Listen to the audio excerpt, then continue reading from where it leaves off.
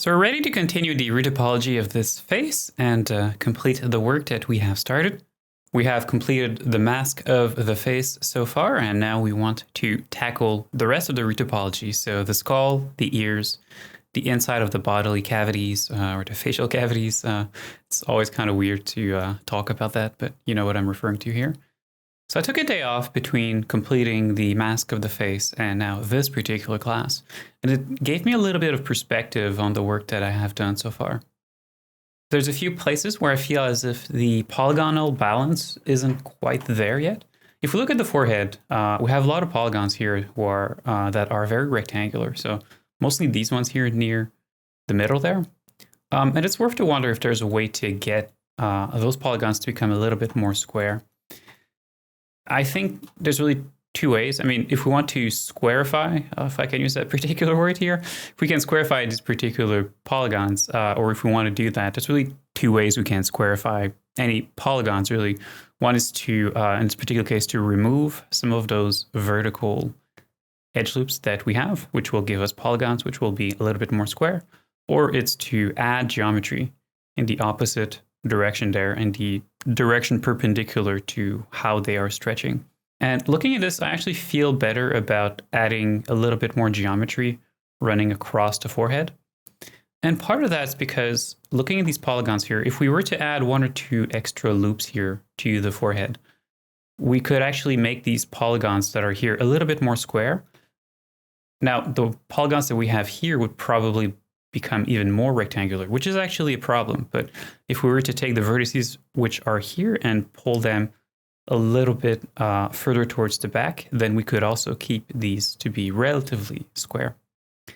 Now, we have talked about the fact that this particular edge loop that creates the mask of the face right now is actually following the hairline mostly. But I also mentioned during part 2 of this particular retopology series that ultimately it doesn't really matter whether these polygons really closely follow the hairline or not. Everyone has a different hairline in a different position. You can't always plan for that. But also, there's nothing really special about the hairline deformation-wise. The only advantage perhaps is that if we have an edge loop that nicely follows the hairline, perhaps it makes it a little bit easier to connect hair to the scalp a little bit, but not that much. There's not much of a drawback to take these particular vertices and pull them out a little bit further towards the temples there. And it would allow us to add one or two extra edge loops to the forehead, which is actually quite nice because the forehead does deform quite a lot if you think about it. So having more geometry there is certainly a really good thing. But I think that I also like about the solution of adding a few edge loops here over the forehead is that we can route them around to give us a little bit more geometry on the chin, because as you can see here, our chin is actually a little bit blocky as well. We can absolutely feel the polygons here if we look at the silhouette there. If I turn off the wire here, it's even more obvious to us that our chin is a little bit too low res to begin with, right? So we need to add a little bit more geometry here. So adding one or two extra edge loops to the forehead, I think, is a really, really great idea. The other thing that we can spot is that over the cheeks here, we also have polygons that are getting quite rectangular. This one here, compared to the forehead, this one here bothers me a lot less because it's actually quite normal for our polygons to become a little bit more rectangular as we go from the cheeks towards the corner of the mouth, because as we have talked about, the mouth stretches quite a lot. When the mouth opens, we need to have more geometry around the corners of the mouth to compensate for the stretching that will happen. And so if our polygons here are not denser to begin with, then when the mouth opens, then we will go from what will be square-ish polygons to polygons that will become very, very rectangular, right? So I would actually rather have some compression built into the side of the mouth here and perhaps to the cheeks here too a little bit, so that when the mouth does open, so that these polygons become square as opposed to, in that case, become very stretched. So this, I actually don't really mind it, but it is still worth to wonder whether having perhaps one extra loop running down the bridge of the nose here over the cheeks and down on the side of the face, whether it would be a good thing to have one more of those. And it's possible that the answer is yes. We'll think about it. In fact, there's really two places we could add that particular loop. By the way, if you want to select an edge ring, last class, it was clear that I didn't know what the shortcut was for that. But if you want to select a particular edge ring somewhere, you just have to hold Control Alt and then click on the ring to select the full edge ring. And if you want to select 2 consecutive edge rings, so in this particular case here, let me press Control Alt, select this one here. I'm actually get out of vertex mode. So Control Alt, select this one here. And if I want to select this edge ring here too, I'm going to hold down Control Shift Alt. So the 3 modifier buttons, which will allow me to grow the selection with the edge ring that is next to that one or any other edge ring that you could have somewhere else. So I wish I knew that last class, but there's a lot of shortcuts within Blender that we have to learn and to develop a muscle memory for. So I'm fully transparent about the fact that I am a character artist with a lot of experience doing character art, but I am not necessarily a Blender artist that has a lot of experience with Blender. So yeah, those are 2 zones where we want to think about balancing the amount of edges that we have. There's also here where we also have polygons that are very rectangular, as you can see, but I'm less bothered about the nose. We have talked about this a little bit. I would actually have a little bit more geometry because when we look at the nose, and we often look at the nose from profile, I would actually rather have more geometry in the zone than not enough. In fact, it even begs the question whether it is even too low res right now, right? Like if we look at the nostrils here, you can see that they are quite blocky, but I think it's fine because we rarely zoom in on a nostril, right? Like if we look at the face from here, it still is slightly blocky, as we can see here. But if we add a normal map on top of this, it will probably be fine. And let's keep in mind that we will, in the end, subdivide this particular head. Now, one thing about subdivisions that in certain contexts, we may not necessarily want to subdivide this head. And it's actually important to me that this head is actually of a high quality, even if it is slightly on the low res side, that it is still a high quality head without that subdivision, because there are cases where that subdivision is not something that we would necessarily have on the head in the end. For example, if we want to build this head for, let's say, games that are still on PS4, or perhaps even games that will be on PS5, but perhaps we will have a lot of characters running around the screen, we don't necessarily want this head to depend on having dozens of thousands of polygons for it to work well. Like this head has to work relatively well with a polygonal count of somewhere around 5,000 triangles. Let's count triangles and not polygons. So we want it to be able to be at about 5,000 triangles max, because truth be told, a head that is of a higher resolution than that is something that we will encounter in the case of, let's say, a cinematic. It's what we would commonly call the LOD 0 or the cinematic LOD. But we still need to have a lower version of the head, what will be LOD 1, or what we would commonly call the gameplay LOD. That is still of a relatively high quality, but is also relatively well optimized, because that is usually the version of the head that you would have within the game when you are in gameplay mode. It would be that, or a version of the head that is even lower than that. For the main character, well, that kind of depends, although there too, mostly speaking, most of the time you would probably have a head that is perhaps around 5,000 triangles in real time. Now, of course, when you consider things like Unreal, Nanite, all of that, perhaps we can easily have a head that is over that for the main character, over that particular polygonal budget for the main character. But not all games are built on that particular engine. Not all games that necessarily have the tech to have dozens of thousands of vertices and triangles for a particular head in real time in gameplay for all the heads that we have within the game. If you consider all the NPCs that you may have in a open world gameplay hub somewhere like a town, you really can only have a very optimized version of the heads of the characters in that particular context. Anyway, so a head that is over 5,000 triangles is a head that is used in certain purposes, such as gameplay, or rather such as cinematic purposes, but it is not necessarily the kind of head that you would expect to have for a character when you are in gameplay. Anyway, so very long-winded explanation, but it's good to go through that particular process of thinking through in which context will this be seen, and in which context will the player see this particular head, right? The other reason why it's good to keep a lower res version than what we would have, let's say, for the cinematic LOD for a particular character, and to work with a slightly lower version of our head, which is actually what we are doing right now. Also, in the context of subdivision, whether that will be within Blender, whether that would be within ZBrush, we are within Blender, of course, so that's where we will stay right now. But even if you were to use this in the context of ZBrush, this would be our lowest subdivision level, which does help modeling-wise. Once we are in subdivision mode or in multi-res mode, it's often a very good practice to go down to our lowest subdivision level to do some big changes over the face, because then we are working with less triangles or less polygons. We are moving around less polygons, which in fact makes for smoother, big changes over the surface. If we want to, let's say, move the position of the eyes, position of the cheeks, position of the nose, make the nose bigger, smaller, these sorts of things.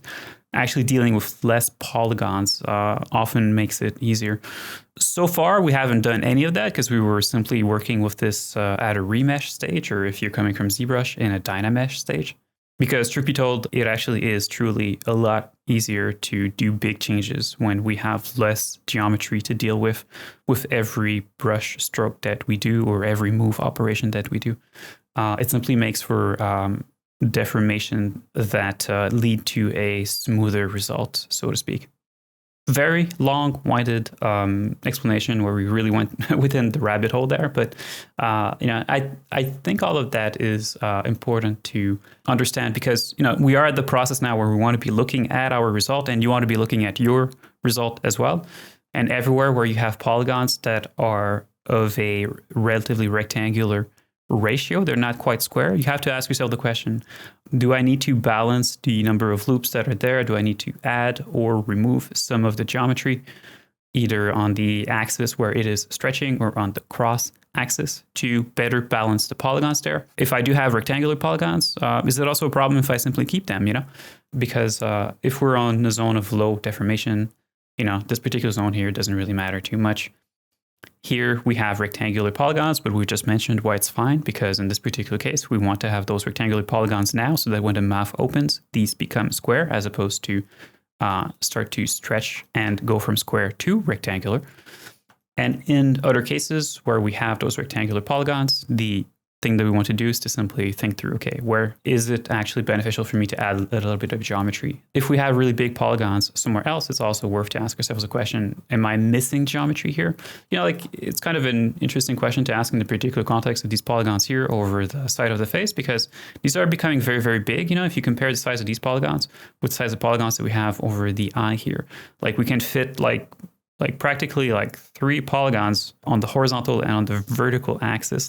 If you look at the polygons here, you can nicely fit 9 of these polygons, 1, 2, 3, 1, 2, 3, which would give us squared 9 polygons. You can kind of fit 9 of those polygons in there, So once we subdivide, once we start adding and working on the smaller surface details and so on this particular surface, if these polygons are really, really big, it means that it's going to be harder for us to sculpt at a consistent resolution in relation to the polygons that we have over the eye here. This surface will always be lower res, even when it is subdivided and when we are working on the high res details, which may actually create problems, because we may be able to get some nice and sharp details around the eyes. We may not be able to get some nice and sharp details here around the side of the face. Now, I'm not actually bothered by this. I think I would rather have too much geometry around the eyes and subdivide the head until these polygons, I can get a geometry here that will be just right in terms of resolution, and have a little bit too much around the eyes. I would actually rather think about it this way, because the polygons that we'll have over the rest of the skull will probably also be kind of big and probably in the same ballpark as these here. So I actually think that these are fine for now, but I guess once we do the rest of the skull and we work on the rest of the retopology here, we'll have to see whether these polygons are fine or not. I'm actually less concerned about this than with the other polygons that we'll add over the skull, because those may actually start to become even bigger than this. So it's something we'll have to see later on, but it's good to keep that in the back of our mind, think about it, and ask ourselves the question, okay, is it fine, that kind of disparity in terms of polygonal size? Or is it so big in terms of disparity that I need to think about adding more geometry there? But yeah, as much as possible, the thing that really matters to us is really keeping the resolution of the face, generally speaking, to be very nicely defined, you know. Like if I turn off the wireframe here once again, like the nose here, it looks really good, you know, like it's really hard to see the polygonal aspect of it. We can see it a little bit, okay, but not enough that I would actually worry about it. Like this nose looks nicely round. But the chin here, you can see that the chin is actually a problem, right? So as we have talked about, the chin is just looking very blocky right now. Even at this particular distance here, if I zoom out, you can still see the blockiness within the chin. So that's where the chin really is at a stage where it is too low res right now. It really needs to have that extra geometry in there. But so we'll do a few little tweaks like these. One zone that we particularly have to spend some time on before we do move on, because I do want to complete the mask of the face and everything else that is within the particular selection right now before we build the rest of the skull there. And another zone that we'll have to spend some time on before we do move on to the skull is the contour of the eyes.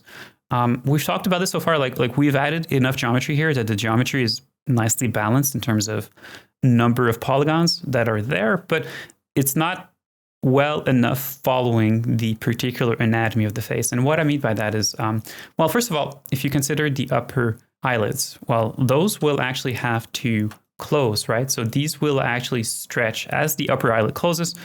The edge loops that we have over the upper eyelid will stretch quite a lot as the eyelid closes. It's good to mention that the lower lid does not move typically all that much. The upper eyelid moves by like 80 to like 90%, and the lower one moves by like 10%.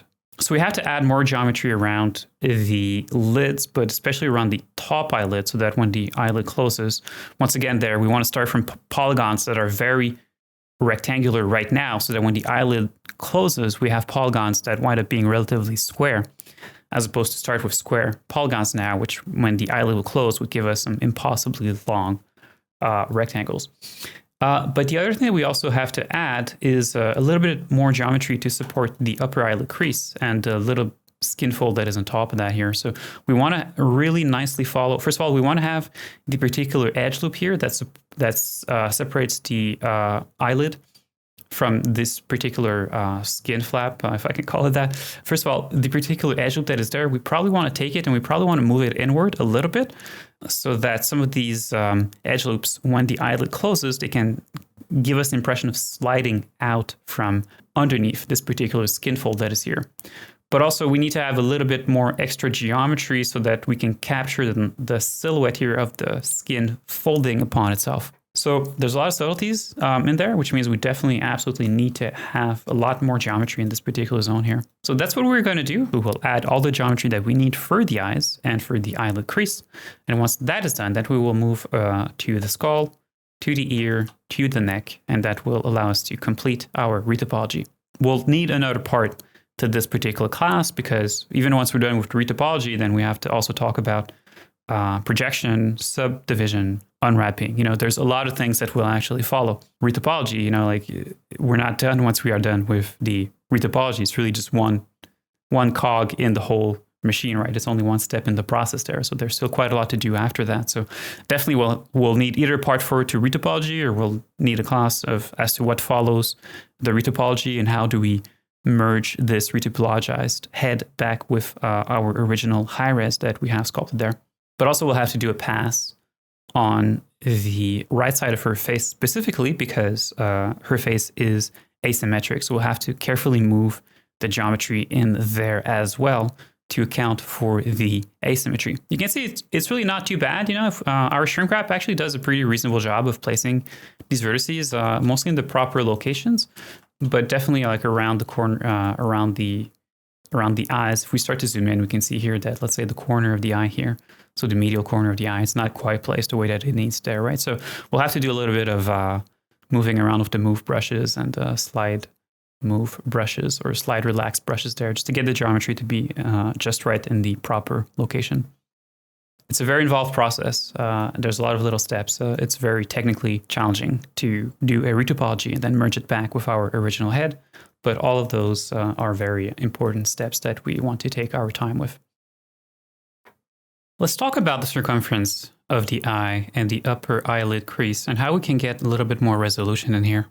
Now, the kind of geometry we've been building so far around this particular zone is actually fairly standard. If you look at a lot of people's retopology of faces, you'll see that a lot of people have a tendency to build something that's very similar to this, and it gives us a geometry that's fairly simple, but also very, very clean. So in a lot of cases, the geometry that we currently have around the eye would actually work quite well, but I'll be honest, at the same time, I'm not really satisfied with this. And this is something that's actually been bothering me for, I'd say, actually many years of working on faces and doing retopologies. And I actually think that there might be a better way to build the outside corner of the eye. This is something I've been giving quite a lot of thought of in the last few days. And I would actually like to propose to you what I think will ultimately be a better way to build the corner of the eye, this particular zone here. Because although the geometry that we have right now works fairly well in a lot of context, it's fairly standard. It's very clean, it's very simple, it makes it easy to add or subtract loops from this. There's actually a few issues with this. It's not anatomically as correct, I suppose, as it could be. Let's Google a few images to really look in detail at the anatomy of this particular zone here. Here I've Googled pictures of what we call crow's feet. So these are the kind of wrinkles that appear on the side of the face when we compress orbicularis oculi. It doesn't compress equally everywhere, right? Like it seems to mostly compress on the outside of the eye right here. And what's interesting is that if you look at the actual directionality, at the kind of curve that we start to get there in terms of the curves of the wrinkles, okay? Look at this particular reference. You can see how this kind of skin fold here that's on the top of the upper eyelid right there. The wrinkles that it kind of creates seem to continue on the side of the face. They're not wrinkles that seem to somehow be circular with the eye, right? So the line here, so the upper eyelid crease and the skin fold that is on top of it, it actually kind of seems to, this is the outside corner of the eye right here. They seem to dip down and then curve back up towards the outside of the face right there. This is fairly consistent across a lot of different faces, right? If we take a look here, if we take a look at, let's say, this one here, so these are older people, but of course, if we do compress orbicularis oculi, whichever age that we have, we'll wind up with the same kind of visual result there. So the upper eyelid crease and the skin fold that is on top of it, they seem to dip down, lower than the corner of the eye there.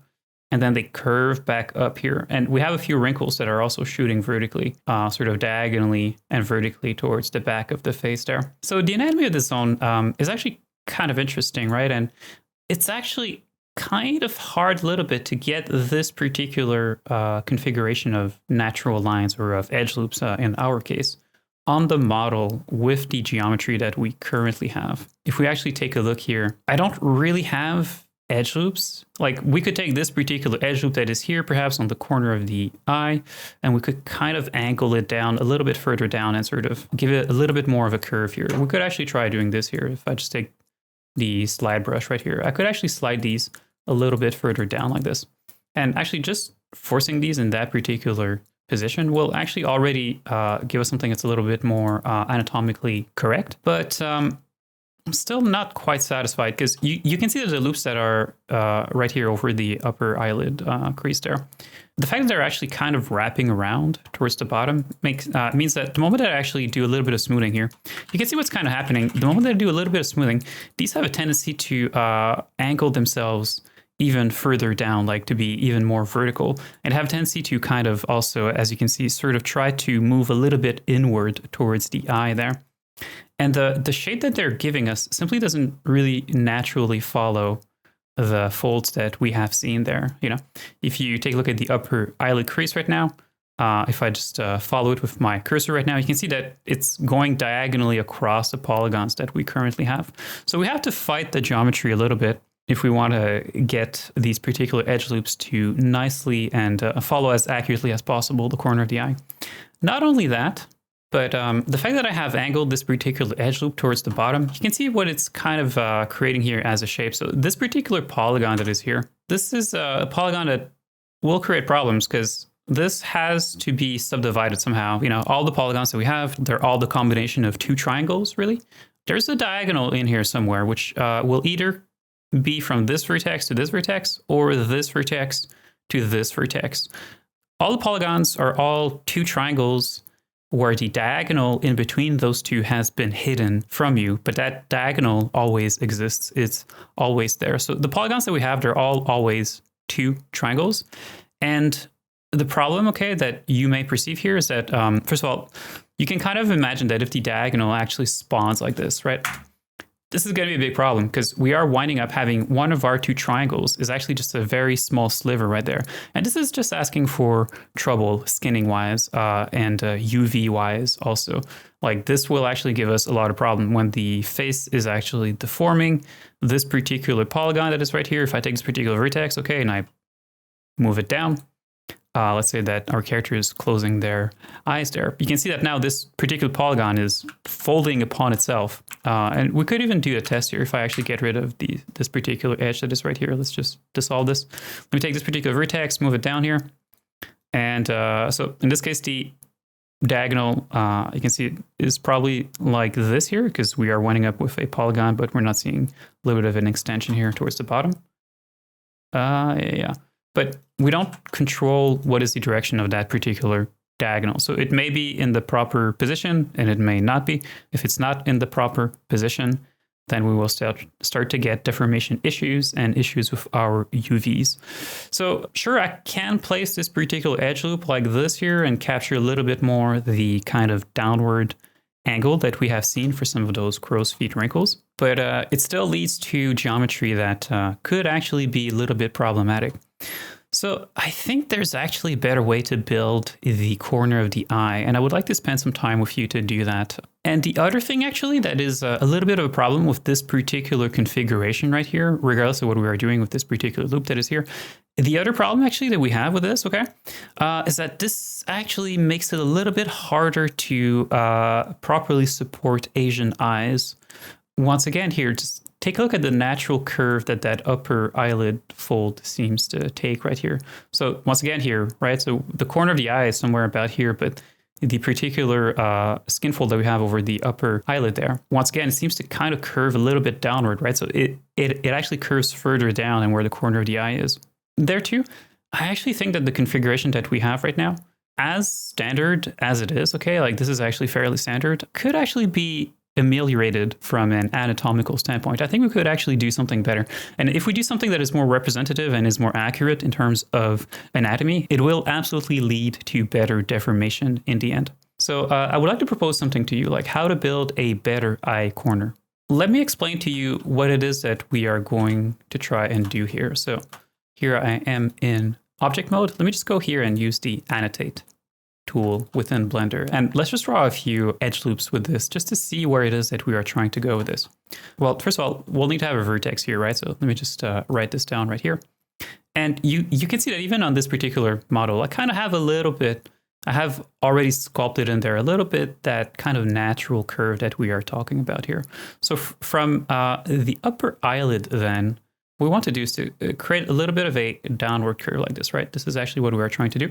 So we want to have an edge loop that is going to follow that. Then we have here the upper eyelid crease, which here disappears under the skin fold that we are talking about, which we definitely want to support properly here. So I can draw here an annotation that will follow the upper eyelid crease. And this one too, yet again, we want it to curve towards the top there. All right, now we'll need a few edge loops to properly support the skin folding upon itself. In fact, we can already count the number of edge loops that we will need for this, okay? Let me just draw something here on the side of the model here, okay? So if we imagine the eyes, okay, so this is the upper eyelid. This will be the upper eyelid thickness. This will be inside the eye cavity. So we are kind of looking at the model from this particular view right here. This will be the lower eyelid, which will kind of do something like this here. In fact, this could extend a little bit further down. And so here we have the upper eyelid crease right here. Let me draw a straighter line here. So we have the upper eyelid crease right here, and then the skin folds on top of itself. Right, the skin kind of does something here, and then here we have the brow bone and all of that there. Okay, so how many loops do we actually need if we want to capture this in a somewhat low-res fashion, but we want to have enough geometry so that it looks actually quite good here, right? So first of all, we need a vertex here, which will be the vertices that will be in contact with the eyeball. We need a vertex here, which will be about here or so, right? So 1, 2, 3. Here we can just draw it like this too. For the thickness here of the eyelid, ideally we would have 2 loops on this at a minimum. So one vertex here, then one vertex that represents the where the actual upper eyelid crease is. So right now we already have 1, 2, 3, 4 vertices. Then what we want ideally is a vertex here, okay, that is somewhat at the same height. Now, of course, because the upper eyelid fold will kind of change in relation to the eyelid itself, it's not possible to always align these properly. But at a minimum, we want one vertex within the crease of the eyelid there, and then we want another vertex somewhere here so that here we have a line that is somewhat straight, and so that we can go and capture the thickness of the upper eyelid skin fold. So we need another vertex there, and then this can afterward go straight up like this. Then we'd have to have a vertex in there somewhere, right? So in terms of, if we were to draw only straight lines on this, right? This is kind of the minimum vertices that we need. So we need one vertex here. This is the border of the eyelid. We need one here on the eyelid itself. We need one vertex for the upper eyelid crease. And then we need at least 2 vertices right here. So 1 and 2. That will allow us to create the thickness, right? So this here, like this. Then this will kind of go inward like that somewhere. And then this particular vertex that I've drawn here would be somewhere about here or so, right? So we need quite a lot of vertices then to be able to properly model this particular skin fold that we have over the upper eyelid there. Okay, so how many vertices is that? Well, that's 1, 2, 3, 4, 5, 6, let's say. So that's like 6 edge loops. That's quite a lot that we need to add, right? This is our eyelid crease. So somewhere in between those two, we will definitely need to have another edge loop. Just carefully continue these. Hopefully this is not going to be too much of a mess. So this will continue maybe somewhere about here, right? And also, we could already draw a few edge loops vertically from there. Let's say just 1 or 2. Okay, so this particular eyelid crease loop disappears under the skin, so we're not going to continue to draw it, which is this one here that we had drawn. So then we need 1, 2, and 3 edge loops on top of that. So the first one, okay, I'll just draw it here, just like so, and I'll try to make it very, very tight here near the eyelid crease, but this is not the eyelid crease one. In fact, around here, we expect the eyelid crease to reappear. And then we can kind of continue it down here, just to follow like that. And then we'll need another eyelid, which will, or we need another edge loop, which will represent the thickness here. So you can see here, I have corners at about 90 degrees, right? So that's about what we want if we want to keep it low res, but also relatively well defined. So on the outside here, maybe it would be about here, but here it'll need to be very, very tight with the other edge loop that is right under it. And then afterward, the one that we have drawn here would be the one that would be within this kind of natural corner that we have, or this kind of natural angle break that is right here.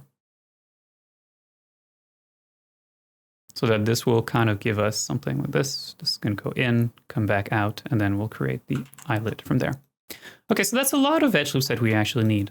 And we could wrap some of these around, but as I said, if we do that, we'll actually be fighting the position of these edge loops, because the fact that they are kind of wrapping around means that when we do any kind of smoothing, these will have tendency to slide even further inward.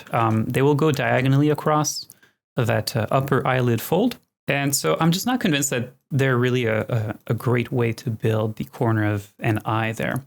So here's what I would like to propose to you instead. So also here for the lower eyelid, the natural crease would be about here, right? So here's what I would like to propose to you is to actually make the upper eyelid edge loops and some of the lower eyelid edge loops actually cross over. So the upper eyelid loops will actually cross over under the corner of the eye, and the lower eyelid loops will actually cross over the corner of the eye. And I think that this will actually give us some really, really beautiful deformation in that particular zone. If you take a look at someone who's smiling, or yet again, here, let's look at our crow's feet, okay? I think this will actually work pretty well because if we take a look at this particular reference right here, right? You can see here, like, all of our upper eyelid edge loops will nicely curve like this and will eventually extend towards the back of the face there. And the lower eyelid creases, see, they will actually become some of these wrinkles that we have here. And on certain people, you can even see, let's say in this particular case here, right, how you actually have some wrinkles that actually appear here. So there's one skin fold right here, right? And you can see at a certain point, it actually seems to split in two. So there's a skin fold here and there's a little skin fold there. And there's actually a little crease in between those. If we look at Gwyneth Paltrow's face here, you can perhaps see something kind of similar here, right? So yeah, I think we can build something better here that will actually be anatomically very correct. The only danger with what I'm starting to suggest here is the amount of geometry that we are about to wind up with. But truth be told, I mean, this is kind of the minimum that we need. You know, if you actually really think about it, this is actually the minimum number of loops that we need to be able to properly capture the skin folds that we have here. So I don't think that this is unreasonable in any sort of way. All right, let me just erase some of these. I think they're shooting up a little bit too far vertically there. So let's just draw them a little bit more horizontally, just like that. Just erase this here. Okay. So let's say this particular wrinkle that is here, or this particular edge loop, we would want it to continue like this. Now, eventually, these can't just continue to curve like this. I mean, I suppose technically it would be possible to do something like that, but I suppose that's more or less where we are going, perhaps. But what I would actually prefer is perhaps to build a pole somewhere, perhaps a pole about here. And so this particular edge loop, we could continue it all the way to the pole, and then this pole will split like this in such a way that the lower eyelid folds will wrap around this pole like this, and the upper eyelid folds will wrap under that particular pole. So we have a pole here, and let's also make sure that we are finishing our edge loops here. There's probably a better way to also build all of this particular zone here. There's probably a better way to build that, but for now, let's just concentrate on the this particular zone right here. Okay, so let's just complete these particular loops that we are starting.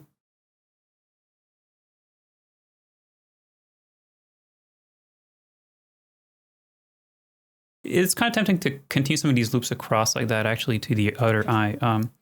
And there's probably a way to do that too, that would probably lead to something that's kind of interesting deformation-wise, but I don't think for now something I want to spend some time on. Let's actually really talk about this particular zone here, right?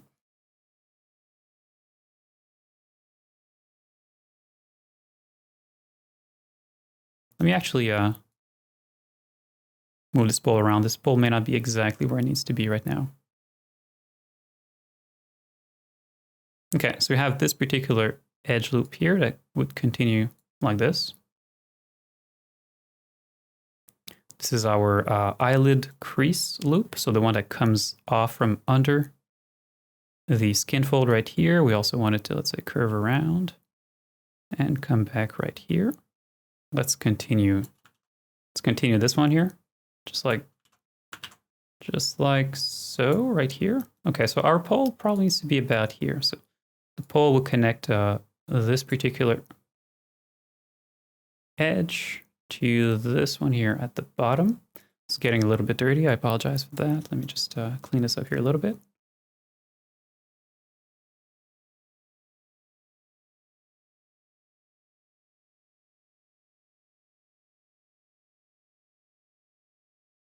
Because we have a pole here, of course, we'll want to have an edge that comes off like this here. And so everything that will be on the outside of that particular pole will wrap around. So let me just actually erase this one here. I'm not sure it's exactly where I want it to be either. Just erase that.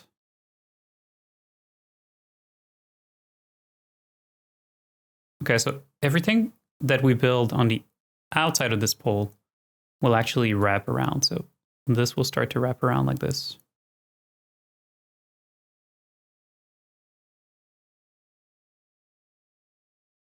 This is getting a little bit tight, but if you imagine that these are polygons, the moment that we relax them, this will actually kind of spread itself out very nicely.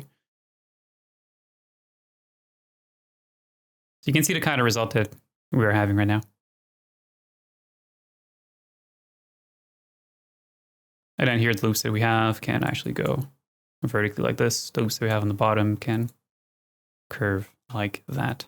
It's a pretty complex way to build the corner of our eye. But anatomically speaking, this makes a lot more sense to me because, as I said, this will actually allow us to model a lot better that particular upper eyelid skin fold. And I think that this geometry would actually work quite well, either in the context of Caucasians, in the context of Asian people. I think this will actually work better than what we had before.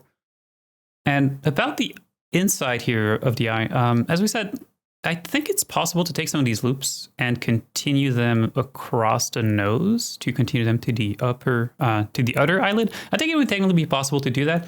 But then again, when I think of Asian eyes, I think that this particular configuration will actually work better. So really looping our loops around, for lack of a better word there, because if we actually take a loop at Asian eyes yet again, you can see that in certain contexts, this particular skin fold, you can see how it really seems to wrap around the inside of the eye there, right? So we'll actually be able to better support what is happening here if we keep our geometry like this, because we can take the upper eyelid skin fold and we can just move it inward a little bit more to capture better that upper eyelid skin fold that we can see in Asian people.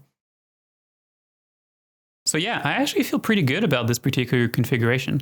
The only danger, as we have said, is that we wind up having a lot of geometry here, but you know, we could actually easily kill some of these loops on the inside of the temporal plane. So it's not that much of a worry, I don't think so. So let's go ahead and let's model that in. Okay, so to model this out properly, I suppose there's a few different techniques that I could use here to modify this particular geometry. I could use the cut tool, could start to cut in here a few extra edge loops like this and say, I want this loop to go like this. I want this one here to also follow it up. We could do something like that and then clean up the result there. But actually, if I do this live with you, I think this is going to become extremely messy very, very quickly. And it's going to be very confusing to watch here. So truth be told, I think the better thing I can do really is just do a box selection, get rid of a lot of this geometry, and then we'll just rebuild this together there. So let me actually go ahead and delete all of this here. This is perhaps even more than I need, but to get rid of, but that's okay. We'll just rebuild this together there. So let me actually just get rid of all of this here. Okay, and let's start to move some of these vertices around. So this one here, we want this vertex to be, in fact, even here, I think I need to split these two polygons off actually. So let me just go ahead, select these two polygons. Let's get rid of these two as well. Let's get our polybuild tool back. Okay, so let's move this particular edge loop here to the extremity of the opening of the eye. I'll definitely need to have an extra cut here, actually. Let me just add it now. Press Ctrl R, add this here. Oh, and by the way, let me also turn on the shortcuts so that you can see the bottom left shortcuts that I am pressing. I apologize that I didn't have this on during part 2 of the particular class.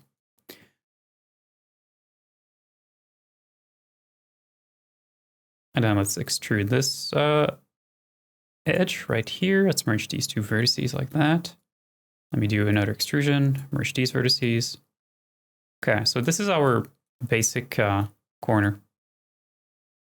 Could already go in here and add one of those edge loops here. So we can see that this particular edge loop now, this is our eyelid crease, or rather this is our eyelid loop. So the one that's going to be in the middle of the eyelids, and it is nicely crossing over itself. So that's really wonderful.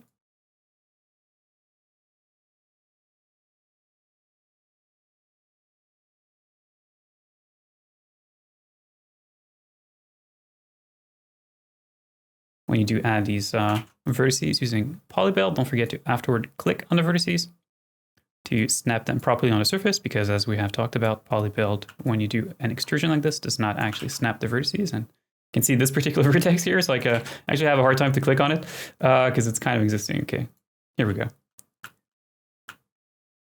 So yeah, don't forget to actually click on your vertices after you have added them. If you can't find them somewhere, or if it starts to become too messy, you can just collapse the shrink wrap and add it back on. Let's actually do that here. Let's duplicate this and apply the first iteration of it. Okay, here we go. This tool is definitely one of the Blender's weaknesses. Well, I mean, Polybuild is fine, but it's the snapping really to the surface. Like Polybuild should definitely snap the vertices to the surface. If it did that, it would actually make our life quite a lot easier. Truth be told, I probably should have added this particular extra edge loop after I had done what I'm doing right now. So actually, let me merge these two together.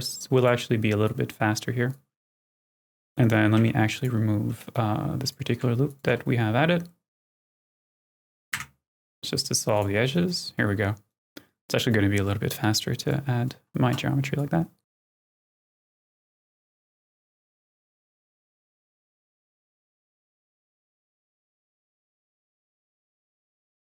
Let's just remove these two edges here.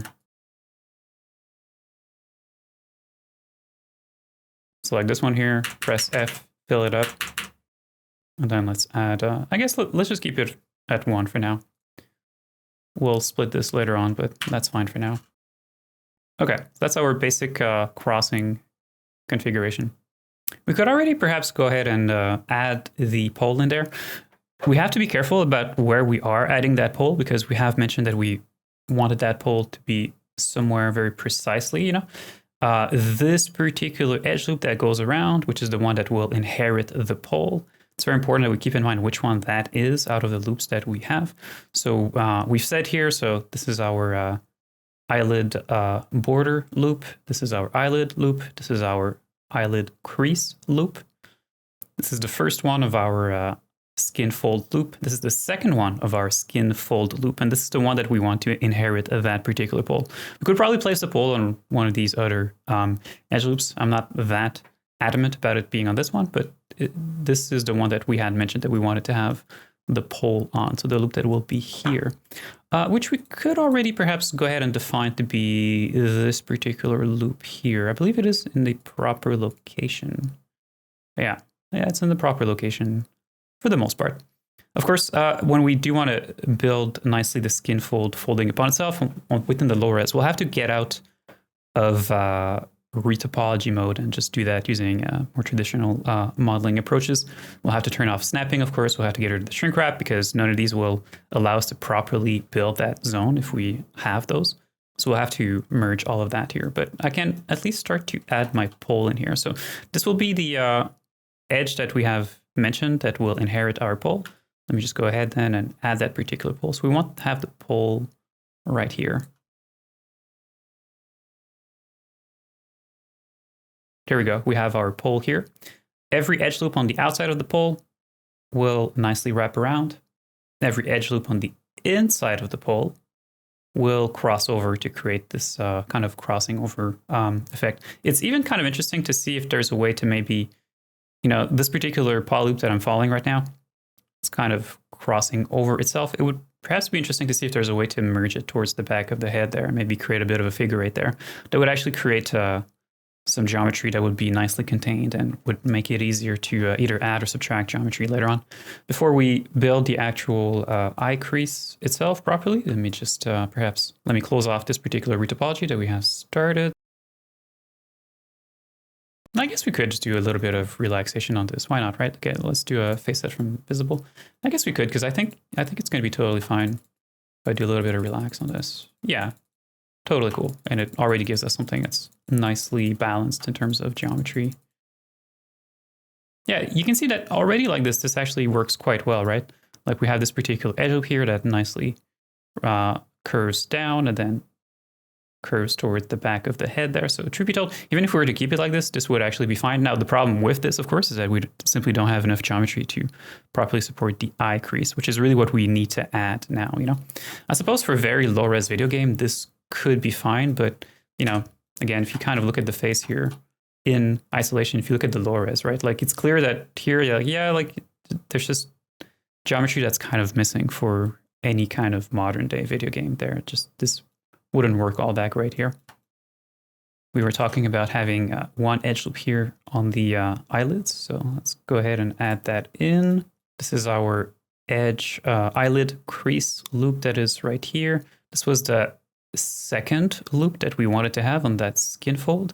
I suppose we could already add the one that will be, this is, I think this is the last geometry that I have to add right there. So this particular loop that I have just added here.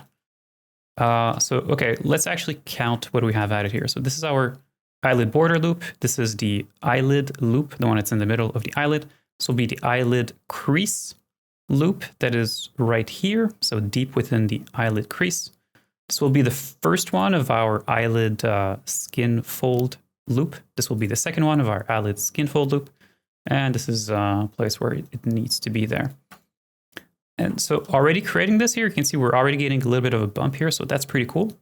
But as we said, if we want to really capture some really, really nice anatomically correct eyes here, we really need to take the eyelid crease, move it inward, take this geometry, pull it outward. So our skin wrap modifier will actually be a problem in this particular case because, well, we cannot skin wrap to something that does not properly exist. We'll have the same problem once we build the mouth, of course. So we essentially just need to get rid of the skin wrap in this particular case, and we'll also need to turn off snapping and just model this manually there.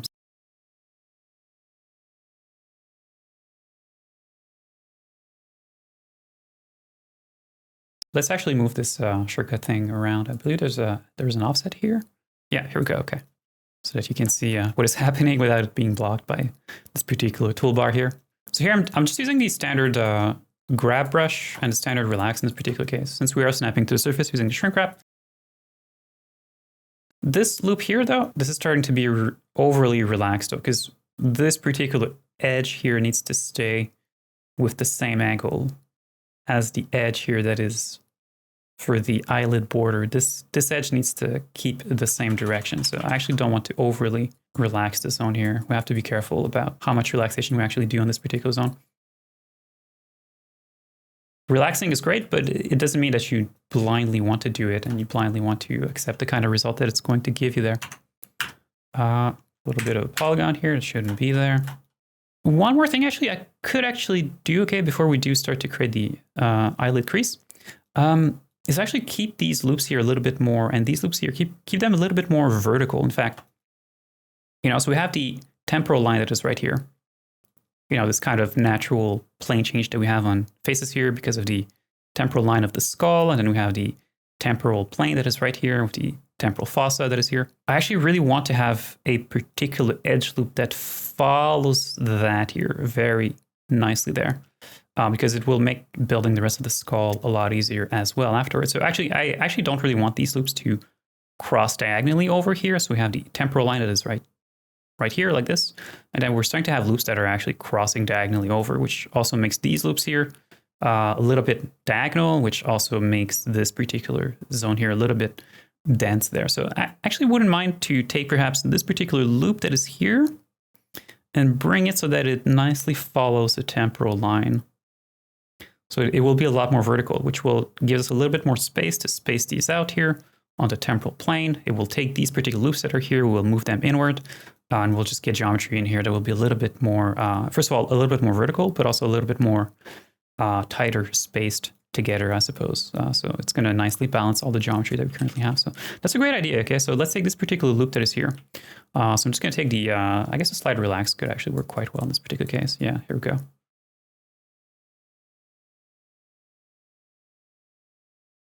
Have a hard time to grab the border here. So let's grab the normal grab brush and let's continue here. Very subtle thing I could do in this particular case. Okay, if I grab this particular vertex and I move it up, you can see I'm always kind of fighting a little bit the curve that is there. It's not quite giving me a curve or it's not really straightening out the curve that is here. That's actually a great moment here to just break out the a different fall off here and use the sharper fall off profile on our grab brush. And you can see the kind of results it's going to give me here. Take a look at this here. Let's use a bigger brush, and there we go. It's just a little bit better to straighten these out. Yeah, it's a subtle thing, but why not, right?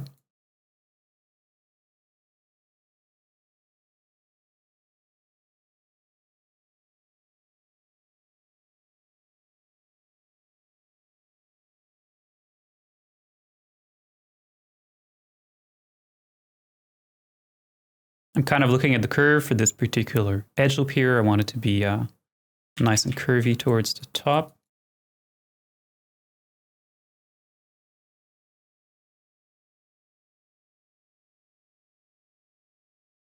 Having a hard time to grab some of these. Let's see what this looks like actually without the shrink wrap. See how bad things are now. Oh yeah, take a look at this here. Oh yeah, that makes a huge difference, right? That's the shrink wrap. So shrink wrap is definitely a necessity in our case. Let's actually duplicate it. Apply the first one. This is surprising to me. You can actually apply a modifier when you are in sculpt mode. I thought you could only do that in object mode, but hey, that's totally fine with me. These are our two eyelid fold creases. Let's just keep them when they are. Let's keep them where they are right now. We'll have to move them quite a lot. Actually, since these are our two eyelid creases, and we'll actually have to move them a little bit further down. I could actually kind of start to build that in here a little bit. Actually, let me, with the slide relax brush, let me actually move these a little bit further down because that's where they will have to be in the end. So not a bad moment here, just to start to slide these a little bit further down.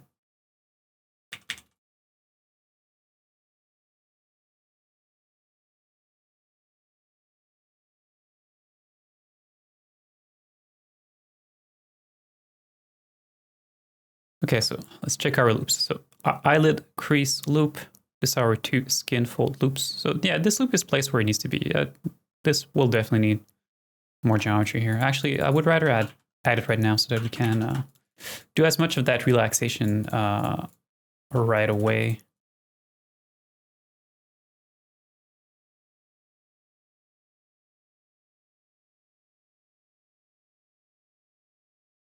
This may arguably be the most complex part of the face that we're building. I mean, I think I said that last class in the context of the whole mask, which is true, and this is this is part of the mask.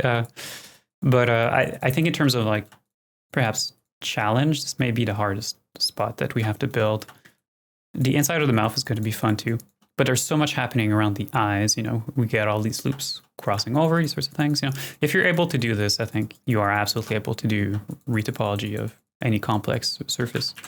If you feel like it's a little bit too much, okay, to kind of build this here, you can definitely continue with the kind of geometry that we were building before, because as we have said, like the geometry that we had built last class for the circumference of the eyes, it's very standard, okay? Like most people will build their eyes like that. So truth be told, even if you build that yourself, it's not as if your head is suddenly like a bad head or a bad retopology. Like it will still work quite well. And most people won't really even think about this. But in all cases, you have to tackle the upper eyelid crease and you have to add extra geometry. It's just that in your case, those extra loops that we're adding would have to wrap around near the bottom and just kind of wrap around the eye like this, as opposed to create this kind of particular configuration that is here. We were actually talking about adding one more cut here. So it's actually not a bad moment to do so, because you can see when I do a little bit of relaxation here, how these loops have a tendency to try and go vertically up, which I actually really don't like. Really would like them to stay in place. Although actually, I already have one more loop on the bottom now that I think about it. So I can actually add one more loop here on the top for free, actually. So actually, that's pretty cool. Okay, I don't have to add more geometry to the bottom. I can just add this here, and then let's take these 3 edge rings. Control Alt, click. Control Alt, Shift, click, click. Here we go. Let's take these 3 here. Before I do that, let me take these 2 here. I'm just going to do a space on this. And then let's take these 3 here. Let's do space on those. Yeah, this is getting nicely balanced. Should probably do the same thing on the bottom, in fact.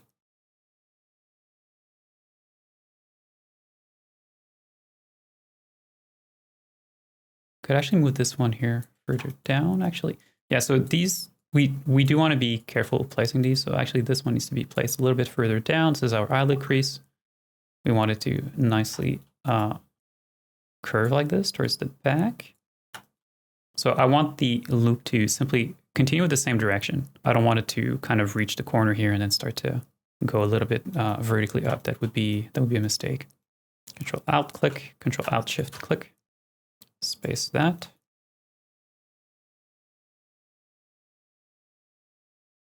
Yeah, I feel as if one more edge loop on the top would be fine, because I really don't want this loop here to kind of go a little bit diagonally across like this. I mean, the other thing I could do is take this particular edge here and move it inwards just a little bit, and then just space the rest of these out.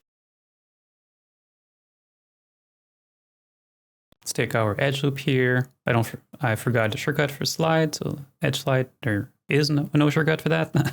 That's the reason. So let's just slide this inward a little bit. Essentially, I'm looking for a poly loop here that is mostly consistent in terms of size of the poly loop that is here, although it doesn't have to be completely consistent. Let's take this one here, move it inward also a little bit. Control E, open the edge menu. And then let's take edge slide. Okay, just a little bit tighter here.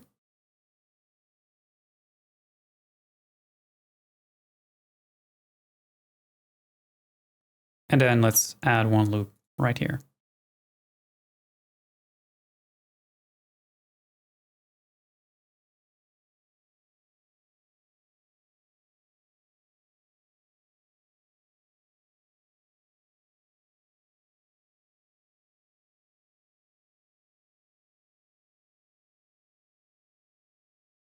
So this head is becoming fairly high res, but I'm completely fine with that because I would actually rather build something a little bit more high res with you that is also more anatomically interesting, because some of you are really looking to build some of these heads that are a little bit more on the high res side. And as we said, you know, like the low res version for the eyes is, well, more or less what we had before. Okay, let's build our eyelid creases. All right, let's get rid of the mirror for now. That's going to create problems more than solve them.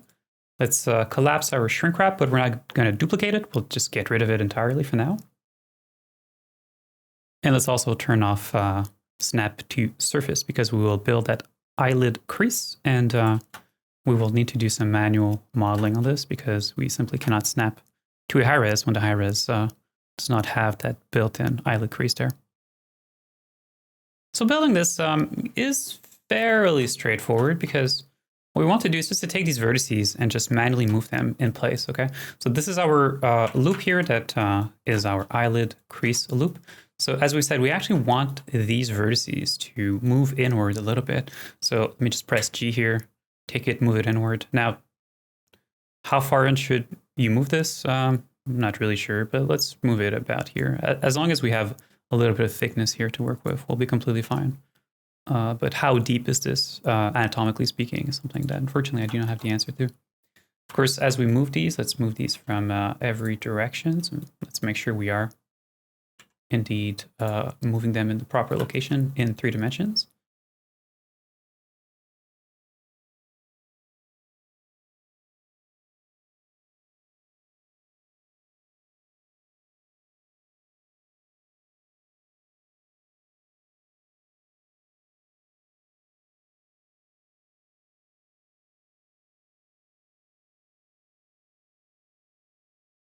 And this is the first one of our vertices for our skin fold. So we can see where the skin fold is.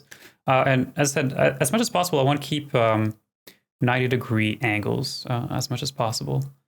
So we'll move this one here, pretty much in contact with the upper eyelid.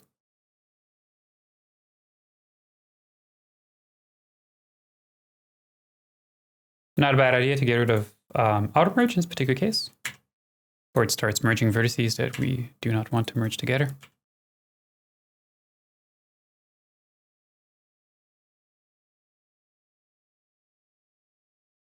For some of these, we could turn snapping back on, because we do want these to actually snap to the surface. Let's see what happens if I do that. So let's grab and move this vertex here. Yeah, it's snapping to the surface in the proper location, I think. Here it could be moved outward a little bit. Yeah, let me just continue to move these without snapping because it's working quite well so far.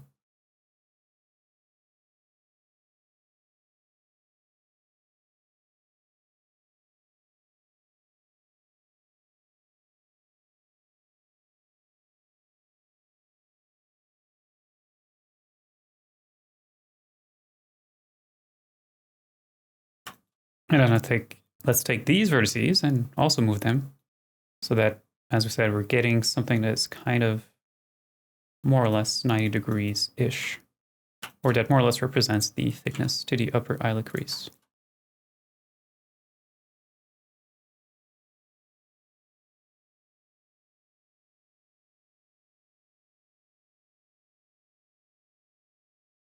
I think snapping here will work pretty well, actually. Yeah, that works pretty well. Maybe we'll tweak the position of these afterward.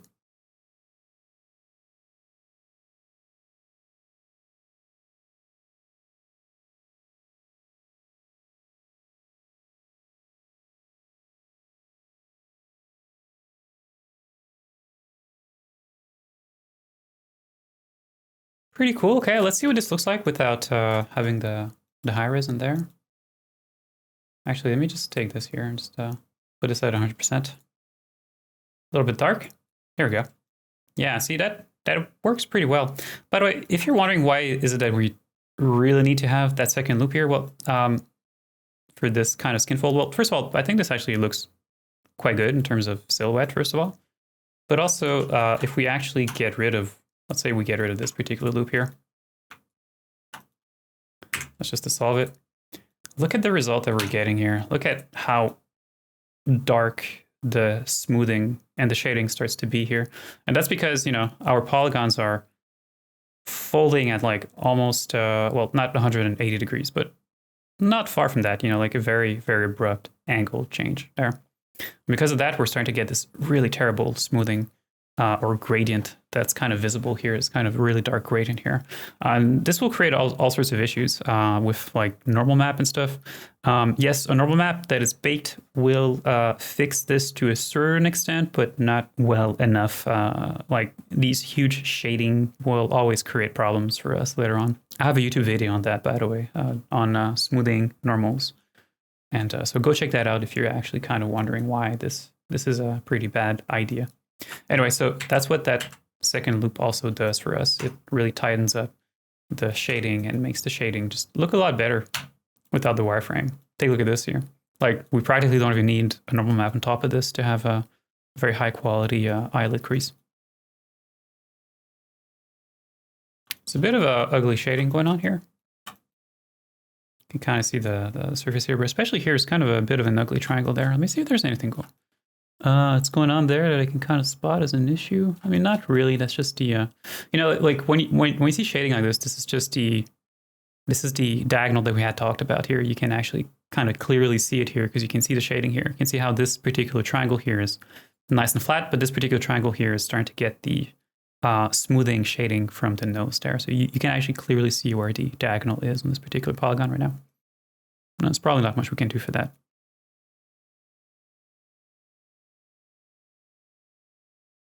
A question you may have at this point is, will it be worth to add yet another edge loop on the eyelid themselves? And the answer is probably yes, as these close. But then again, for now, let's just leave that as an open question. Because like truth be told, when an eye closes, the eyelid crease unfolds itself. You know, like as we close our eyes, the particular eyelid crease that we have here has a tendency to follow down, you know, like it will also move down. It's not going to stay in this particular exact position here.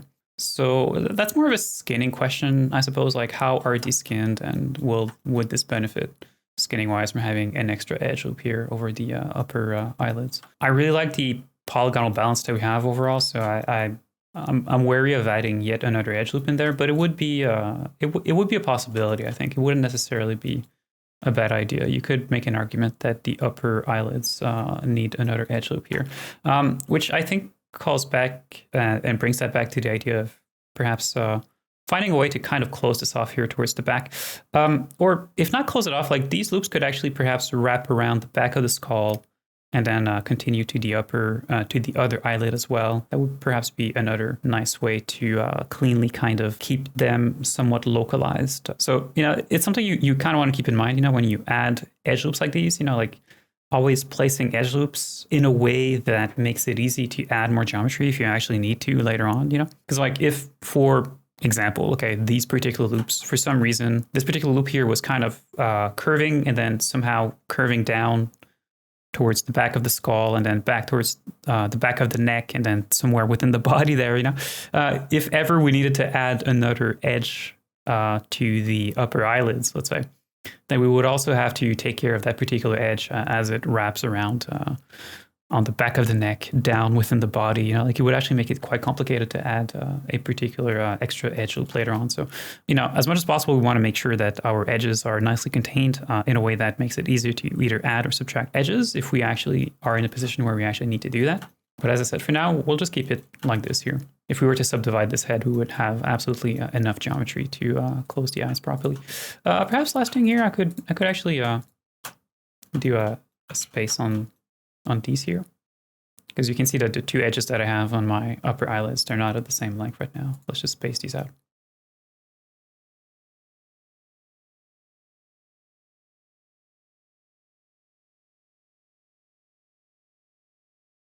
And there we go, a more anatomically correct way to build our upper eyelid crease and the zone here of the crow's feet.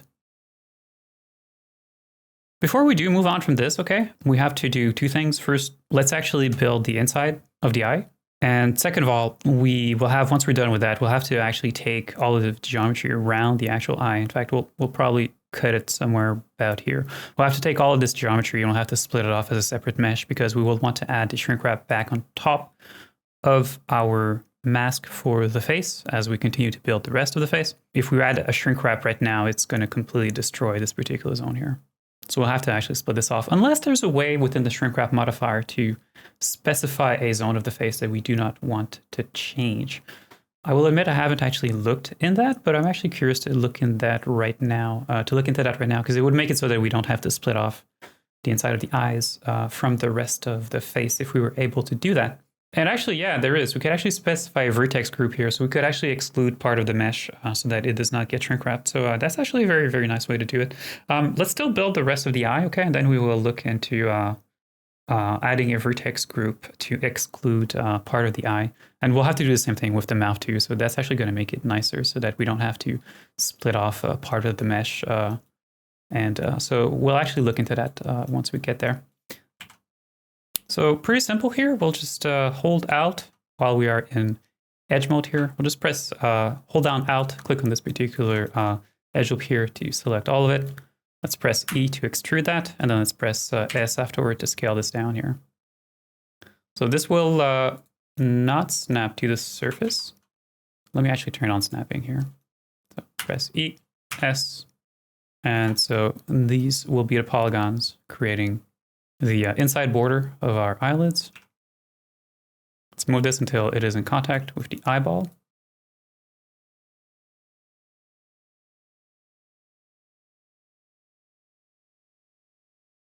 And let's keep all of these angles at 90 degrees as much as we can.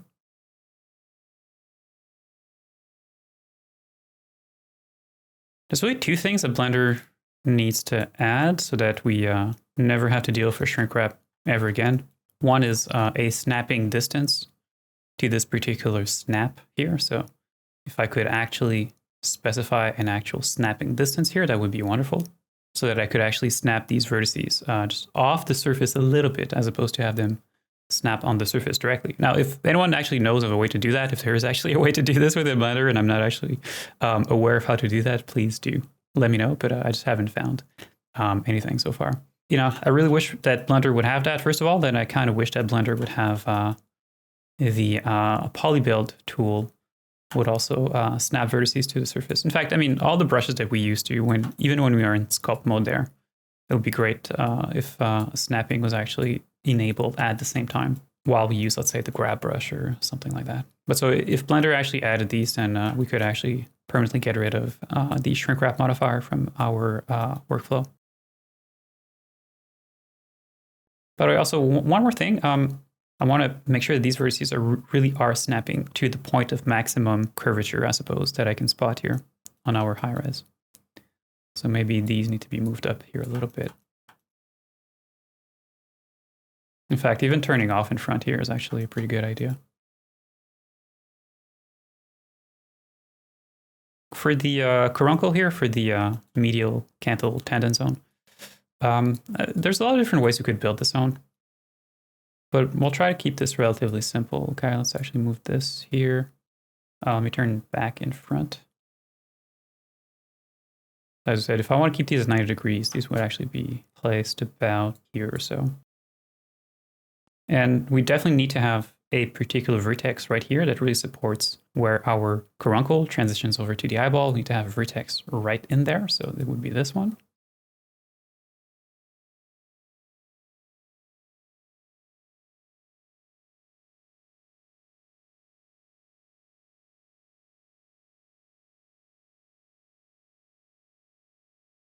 That's not great having this edge here being so stretched like this. But the problem is that right now this particular break is exactly in the middle between these two edges there. So yeah, that's not ideal. My favorite solution so far has been to always add extra edge loops. But I mean, this head is starting to be a little bit higher res, so actually a little bit more geometry there probably wouldn't be that bad of an idea. It would give us one more loop here to deal with. It would give us one more loop here on the nose, which may be a bit of a problem though. I mean, if we were to add one more loop here to the nose, these vertices here would move up here a little bit. I mean, I don't necessarily hate it as a solution.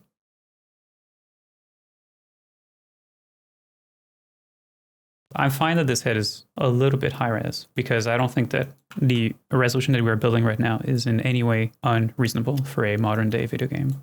And I really want to have an edge loop here that really nicely cuts and really supports this particular corner here. Yeah, so let's add another edge loop actually to the eyes. Sounds like actually a pretty good solution to me.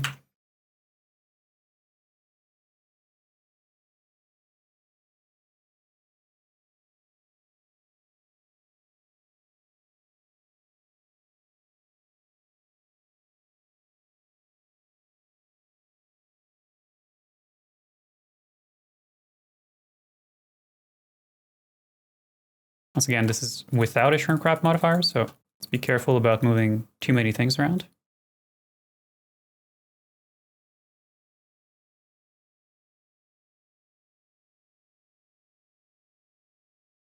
As I said, I don't hate having a little bit more geometry to play with for the bridge of the nose and for the glabella. So that's all good with me. So let's actually check where our eyebrows are right now. Oh yeah. Yeah, that's pretty nice. I like this. Okay, that's all pretty good. There's quite a big loss of volume, as you can see, under certain angles here. So let's turn off snapping and manually grab and move these to try and limit as much as possible that loss of volume. This is where that offset value would be really, really cool on the snapping. And yes, we know the shrink wrap modifier does have an offset value, but as we have talked about, it is a global one, which means that if I set the offset value to be of a proper value for the eyes here, that offset value will be too low for, let's say, the skull. And if I do set the offset value to be a proper value for the skull, then it will be too high of an offset value for around the eyes. Now, it's kind of interesting to maybe even talk about like, okay, well, could we have, since we have seen that we have vertex groups here and we could actually have the shrink wrap only affect certain polygons, could we in fact have a different shrink wrap for the eyes and with a different offset value than the shrink wrap that we have for the rest of the head, which is an interesting question. I'm afraid of this becoming a little bit too finicky, you know? Because like even those vertex groups, well, if they change, then it's going to start to create problems. We'll have to reset them. I'm afraid of building something that's a little bit too finicky, you know, like simpler is sometimes a little bit better.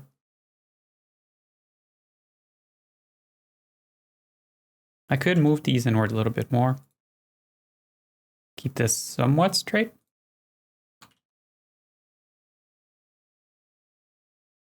Yeah, I think that works pretty well. I think I'm pretty happy with this. Okay, now if I was to bridge from here to here, we would actually create a triangle here. Not a problem, technically speaking. But since we are on our mission here to create a head that does not have any triangles in there, let's actually model this slightly differently. But to be honest, if there was a triangle here, it really wouldn't be the end of the world, really.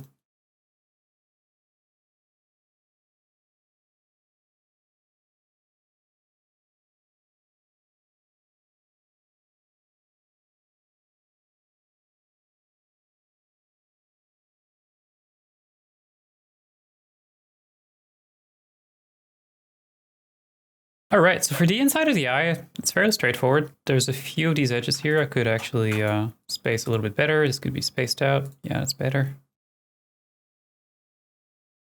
The more spacing we can do now, and the more uniform these are, then simpler it's going to be. Because the more that we build the inside of the eye, then it's going to be a little bit harder to perhaps change some of these edges, to perhaps add or subtract some of these. It's going to be a little bit harder to do that, not by a lot, but a little bit harder, because we'll have to deal with where those edges are terminating on the inside of the orbit of the eye. For the most part, what we want to do here is just to select this particular border. Let's go to back view here. Let's press E to extrude this out. Let's press S to grow this. So about here or so, and then I guess let's press Y. That's the wrong axis. Okay, let's just do this in 2 different steps there. So let's press E, let's press S, just like so. What I want to do here is just to go and get a little bit of the thickness of the eyelid in there, you know? Like, we don't want to take this and then somehow just move it inward like this and then do a collapse on top of that, because then we don't have any thickness to the actual eyelids. That really wouldn't be all that great there. So what we actually want to do, first of all, is to get a little bit of the thickness of the eyelids in there. So there again, I guess the simplest thing to do really is just to manually move these vertices around. Here, looking at the wireframe, it's going to be simpler here. So kind of want to move it, this particular vertex here, you know, to create kind of a little bit of a 90-degree corner like that. In fact, we could maybe move this even a little bit further inward. Might actually even have to add an edge loop to the inside of this just to keep the polygonal ratio relatively square.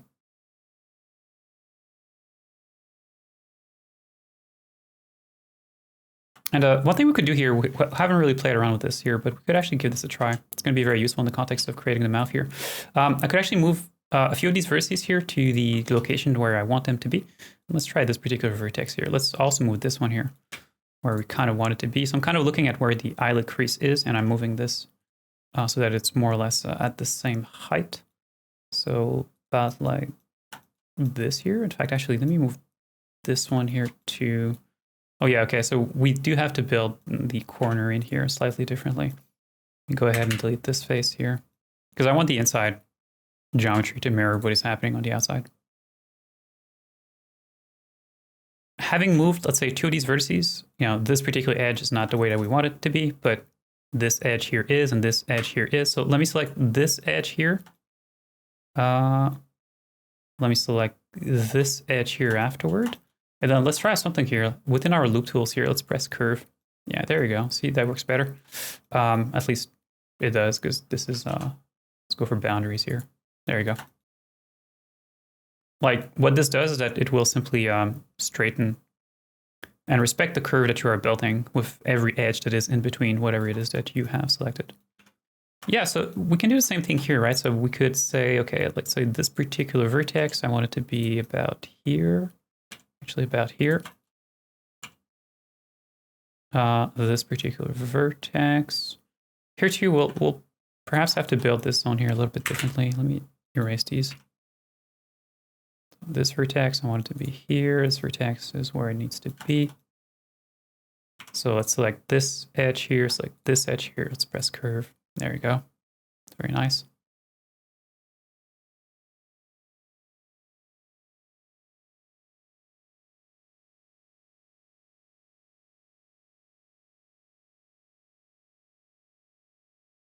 If I've placed all this properly, and if this curve tool works as well as I'm hyping it up to be, I should be able to select these 2 edges, then do a curve here.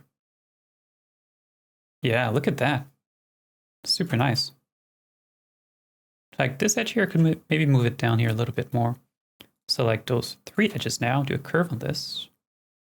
And everything else is kind of falling into place.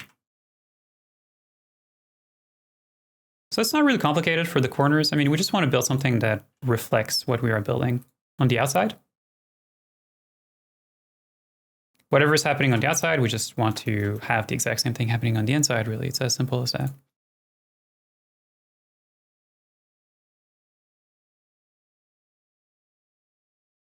For this here, we don't need to build the actual caruncle on the inside, but it would be nice to have a little bit of thickness to it, though. That would actually be quite nice. Have a little bit of thickness to it, because we don't want this particular... Like, you can see if I actually take this polygon here, if I take this particular edge here and I extrude it inward so that it matches with this here, we're going to get like a really sharp corner. So this is actually a bit of a problem. What I would actually suggest that you do, in fact, is maybe take this particular vertex here. Let's actually bring these vertices so that we give them a slightly different curve. And start to bring them so that they are closer together and they're starting to create a nicer, gentler curve that will connect the bottom to the top, just like so here.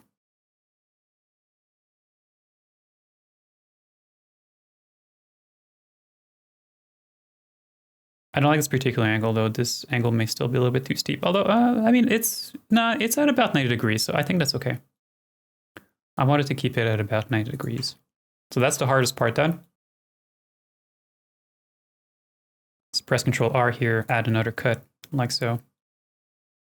And in fact, since I have added that cut, I could actually move these vertices a little bit more towards the center, take these vertices, actually move them a little bit further out. So we'll get a little bit of a curve going on here. It's pretty cool. Yeah, see, so you can see from this particular angle, we can see a little bit of the thickness here of the caruncles, which may actually be perhaps kind of important because it's not clear to me that we'll be able to completely occlude this with the actual eyeball. We may actually see a little bit of that thickness there, but just very slightly. So this is going to work quite well like this. Okay, and then further towards the inside, then it starts to become not all that necessary, I think, to be very pedantic with the geometry in that particular zone. Let me just actually, these could actually be a little bit further like this, because I can see the geometry that we're trying to follow under it, and the curve is slightly different. Okay, so I guess there's a choice here, okay?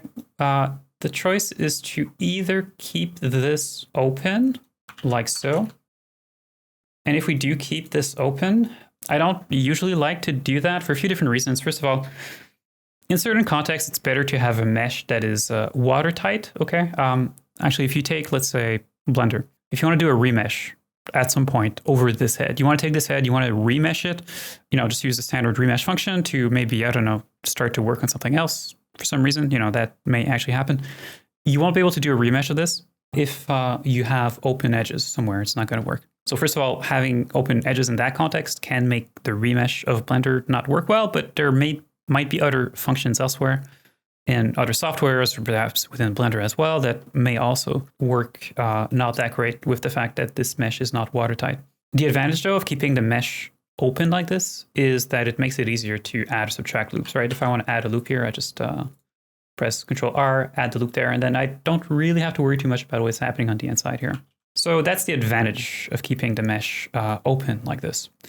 But I think that the drawbacks for me are stronger than the advantages. And I really prefer to have a mesh that is watertight. By the way, let me just space this here. I really prefer to have a mesh that is watertight. It simply leads to more consistent, better results. But the problem with the mesh that is watertight, as we have said, is that it means that we're adding a little bit more geometry here that we may have to deal with. So let's close the mesh off for now, okay? And if I regret this later, then I guess we'll come back on this. But for now, I actually would rather close this off with you while we're there, and so that we can complete the eyes and we can actually move on here. It's not really complicated, okay? Like, we've been very pedantic with the position of these vertices here on the inside of the eye, but the moment that we want to build the rest of the cavity here, truth be told, like we are at the point where it's actually quite safe to just close this off. The other thing I haven't mentioned, okay, and another reason why I don't like to keep this open is because you can see that the moment that the eyeball is just a little bit offset from where the eyelid crease is, right? So if there's just a little bit of a gap between the eyeball and the eyelid, then you are going to be able to kind of see through the head. You know, you'll be able to see what is on the other side of the head. And you won't see the inside of the head because that will be back-faced called away. You'll actually see completely through the head and you'll see whatever is behind the character there. So it actually makes it a little bit harder there to make sure that the eyeballs are completely, fully in contact with the eyelids. And if they are not, if there's just an ever so slight gap, then that may actually create some very, very ugly issues. So that's the other reason why I really would rather close this off as a watertight mesh. So really, you know, we'll make our life easy, okay? Like this is where we can say that we are a little bit lazy and it's completely fine. We'll just press E here, extrude this towards the inside.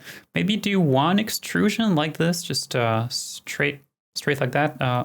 Let me just press G here. Let's just move it so that it's not going towards the bottom or towards the top, but it's straight towards the back. Keep these polygons relatively of the same size as we have elsewhere. And then let's do another extrusion. And then let's just press delete, do a collapse on top of this. There you go. So we're winding up having a bunch of triangles. And we said that we wanted to build a mesh that did not have triangles, but this place is completely legitimate to have a triangle, have triangles in here. I mean, why not, right? This is all closed off, so you're just never really going to see this. This is really just as a safety. I mean, if you don't want to have any triangles in here, if you really are adamant about this, there is something we could do. I mean, you know, sure, we could start to build some very nice edge loops in here and keep this like all very, very clean. But as we said, I think that actually leads to a waste of polygons more than anything else. So actually, what I would rather do is start to actually get rid one edge from every two edges. That will actually allow us to actually keep quads, as long as, of course, as we have the required number of edges here. Okay, we can actually get rid of this. Here we go. Let's get rid of all these to solve these edges. There you go, problem solved, all quadded.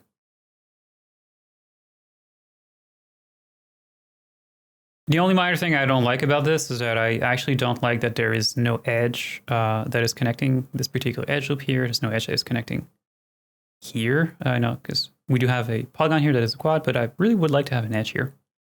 That would be the cleanest way we could actually build that. Is there a way to do that, actually? That's a very good question. Because, I mean, part of that comes from the fact that we have added an edge here, right? So that we could have a quad here. Oh, and take a look at this, actually. You know, what we were talking about these kind of polygons, creating these kind of little slivers.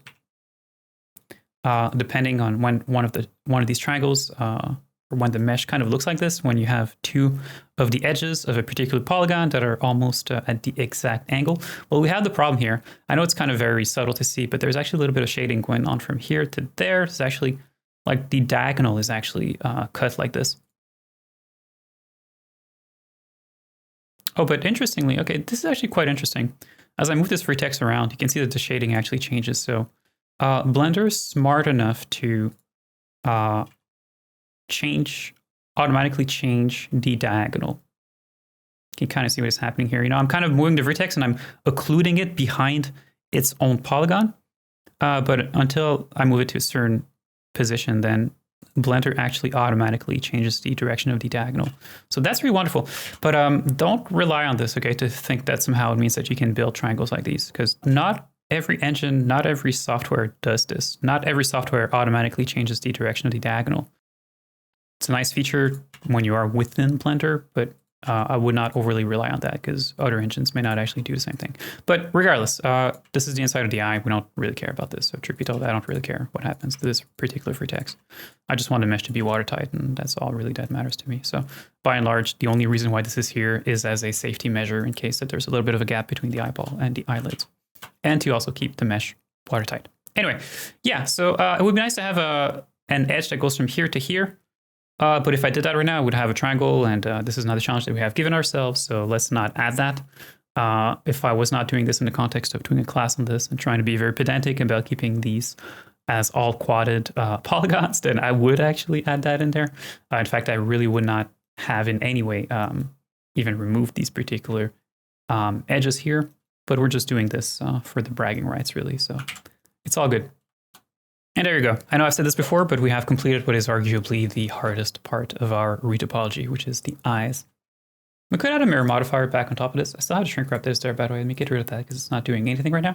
We could add a mirror back on top of this if you're kind of curious to see what that actually looks like, being symmetrical.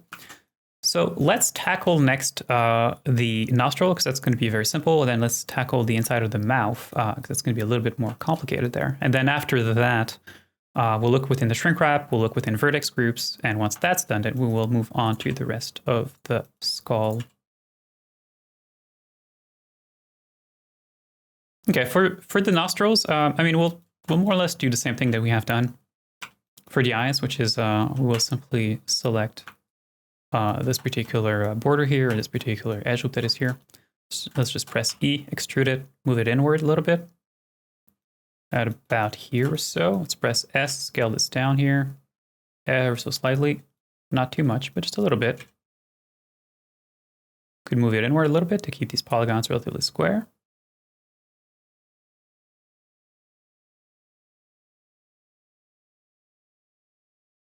Let's press E again. Extrude this out. Maybe add another edge loop here. Compress it down even more. One last extrusion. And let's collapse this one here. So yet again, let's press delete, collapse edges and faces. There you go. And once again here, let's remove one loop every 2 loops. And hopefully we, oh no, here. See, we cannot, we have one too many loops. Actually, if I remove one every 2 loops, we'll have a triangle in there somewhere.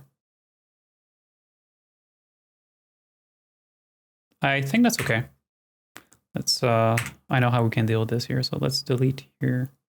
Let's dissolve our edges here. Yeah, so you can see we have, this is one polygon, one quad. This is a triangle here. But if we want to quadrify this, we simply have to add one edge loop here. Now, I don't think I'm teaching you proper habits by actually being pedantic with you about these triangles and not having any triangles. Because, you know, you're probably watching this class right now and you're kind of thinking the same things like, oh my God, like I need to avoid having any triangles on my face. You know, that's probably the takeaway that you're getting from this. I mean, if you are building this head for, I don't know, maybe for VFX, then it's a little bit more legitimate to watch out for these. But then again, I think having a few triangles here and there, especially in the body cavities, really isn't going to do much. Yeah, it's up to you to see whether those bragging rights is something that you care about. And to be honest, I also think that us who do character art sometimes overly worry about that. I've done a YouTube video on that, by the way. So a YouTube video on the fact that I think that polygons and quads are overrated in the context of games, at the very least. And I'm making the case in there that triangles are completely fine, and I am showing a few examples as to why that is the case. So really, our worry about having only triangles or having only quads in the context of retopology is overrated. Now, that being said, okay, it makes more sense to worry about quads in the context of faces. You know, try to build a geometry for a face that does not have any triangles in there. Sure, you know, that's fun. That's a fun exercise to do. But where I think it really becomes pedantic to really worry about that to a point that I think is unnecessary and not productive either is in the context of doing retopology for other things than faces. So if we're retopologizing a body, clothes, hard surface armor, whatever it is, arguably the edge flow in there can get a lot more complicated, and we may need to have cuts left and right to support little details sticking out left and right of our surfaces.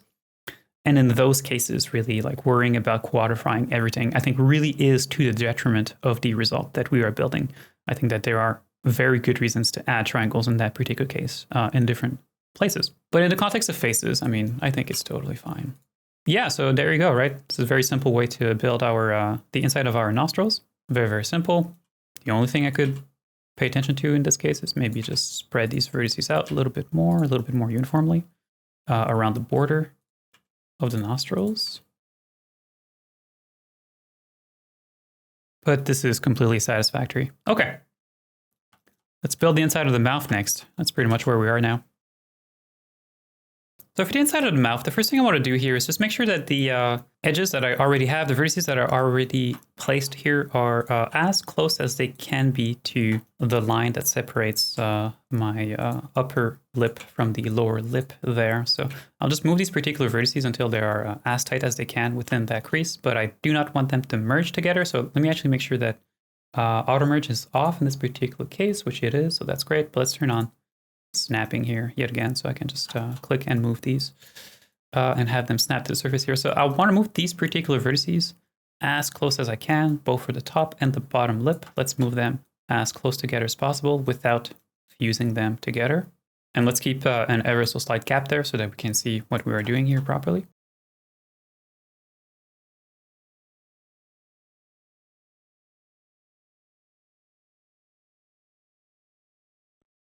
So I don't think there's necessarily a need to do relaxation here. I mean, maybe a little bit. Maybe we could actually do that a little bit here. I guess I'll just manually move these in the position where I think that they should be. Yeah, here, let me just select these two edge rings. Let's do a space on those. Let me also check to see where that is leading. But yeah, space on this whole thing here should work completely fine. Here we go.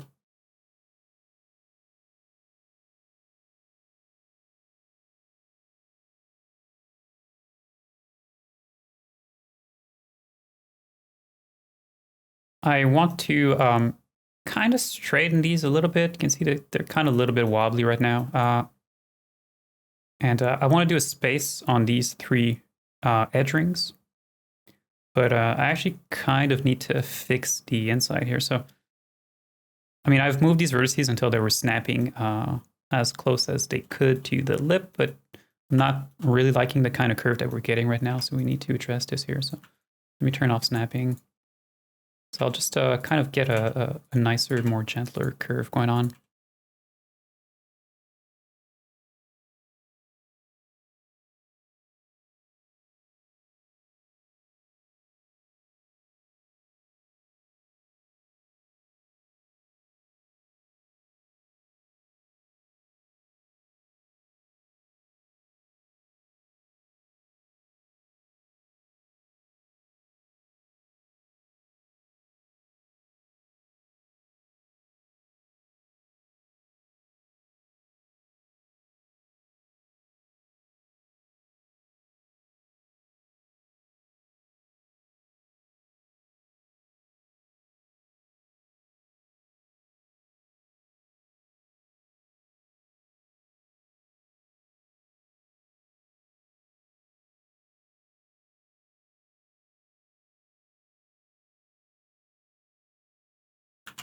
Pretty cool.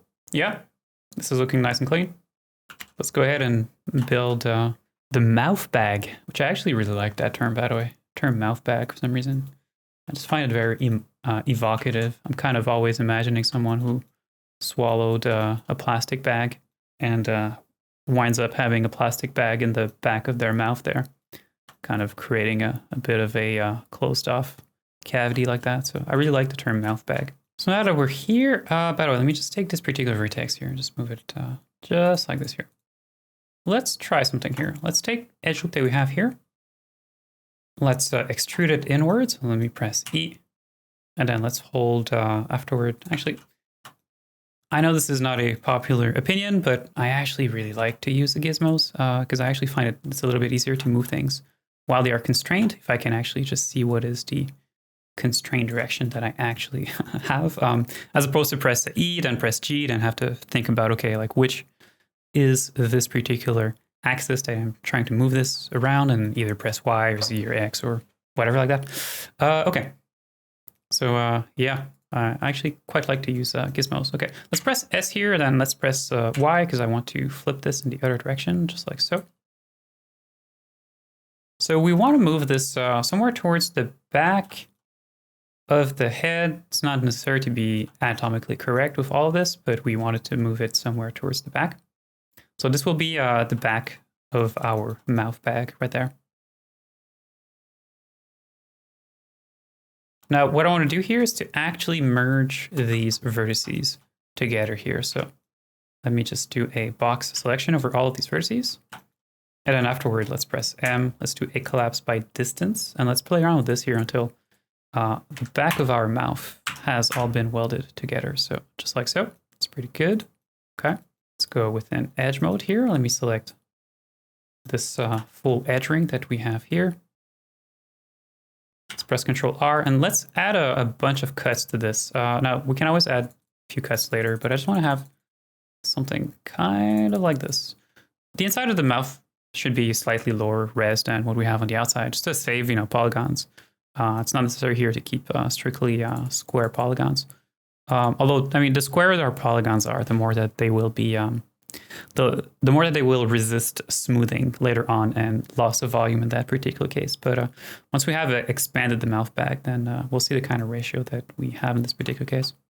All right, and we're now going to use an inflate brush to turn this into a little bit of a bag there in the back of the mouth. Now, just one thing about this particular inflate brush, okay? Like, if I actually zoom in here, you'll see that if I do inflate here, we're actually going to inflate in the opposite direction. Like, the lower lip here will start to interpenetrate through the top lip, which is actually a bit of a problem here. So as we do the inflation of this particular mouth bag, we have to hold control to make sure that we are inflating towards the opposite side of the normals that we have here. So let's hold control. Let's just do an inflate on top of this. Let's also pay attention, like we do not want at this particular stage to hit the outside of the face. It's very important that we don't do that, which actually makes it kind of perhaps interesting to even do a mask on top of this, actually. Let me, okay, so before we do this particular inflate, let me just hide the mirror that is right here. And let's actually just do a lasso mask so that we are only masking the mouth bag, because I really do not want in any sort of way to start to inflate the outside of the face. That would be really, really bad if we actually did that. Let's go ahead here, just do a selection, do a masking on only these vertices that are creating the mouth bag. That's quite nice, just like this here. Cool, all right, let's hold A. Let's do an invert mask or press Ctrl I. It's gonna bring you to the same place. And now we can actually inflate as much as we want. Actually, it might not be a bad idea to make sure that these particular polygons here, these particular vertices here are also actually masked. Let me go ahead and do that here. So let's select lasso mask here once again. And let me just do a lasso on top of the outside edge loop here for the lips. Cool, all right. Yeah, so now we can inflate as much as we want, and this will react very nicely. We won't have to worry about what's going to happen to the outside of the face. We don't want to inflate the mouth bag to the point that it starts to become too close to the outside cheek, because if we do that, we may start to get issues when we do sculpting-wise, when we use some of the clay brushes. They don't necessarily react all that great. In fact, actually, let me redo the inflate here. Let me use a really big brush here and make sure that I'm starting my inflation, first of all, by holding down Control to, as we said, to inflate in the opposite direction of the normals. But also, I'm going to start with the center line here. And let's turn on the mirror back on, so that the polygons that are on the center line actually move nicely up and down. Because if I start on the outside here, and I start to do some inflation here, you can see that we're starting to get a little bit of a weird curve going on.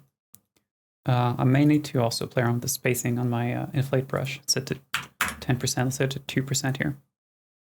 Yeah, so let's just start by inflating, but by holding down Control and clicking here, really inflating from the center here of the mouth bag. But as we said, we don't want to inflate this so far that it starts to be too close to the outside cheek here, because if we do that, then there's a lot of brushes, let's say the clay brushes, that will actually start to create problems when we do sculpting, because we may be sculpting on the outside of the face, and then the clay brush is actually going to hit a little bit the mouth bag, and it's going to start to lead to some erratic behavior. we have to be careful when we use any clay brushes when we do sculpting on a character that has a mouth bag. You know, that's an argument to spend more time sculpting at the remesh stage, because we don't have to deal with the complications of having a mouth bag and then having some of the brushes on the outside hit the inside of the mouth, you know. Shortcut for inflate is I, by the way.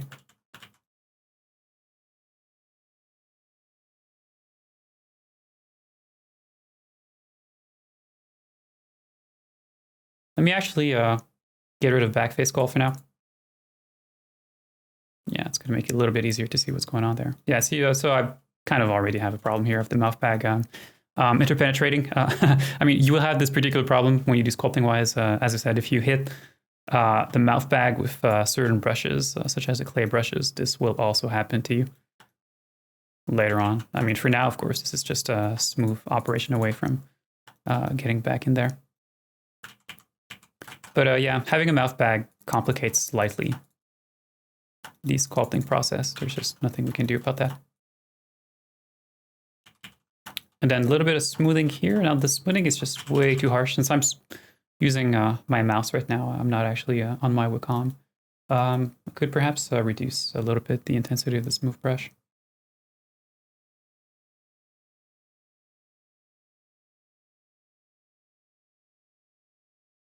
Yeah, it's a little bit better.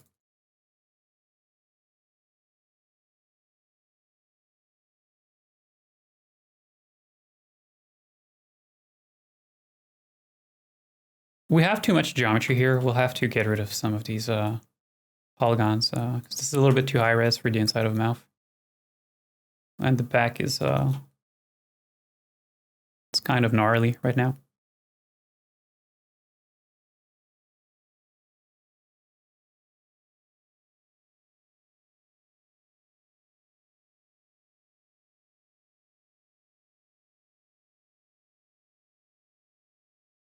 Starting to look like a very, very big tongue.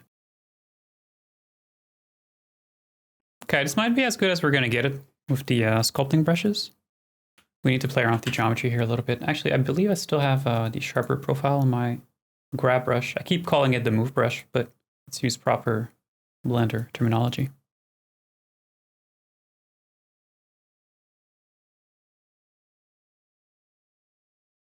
So yeah, this character has swallowed a plastic bag and it's just hanging in the back of his mouth.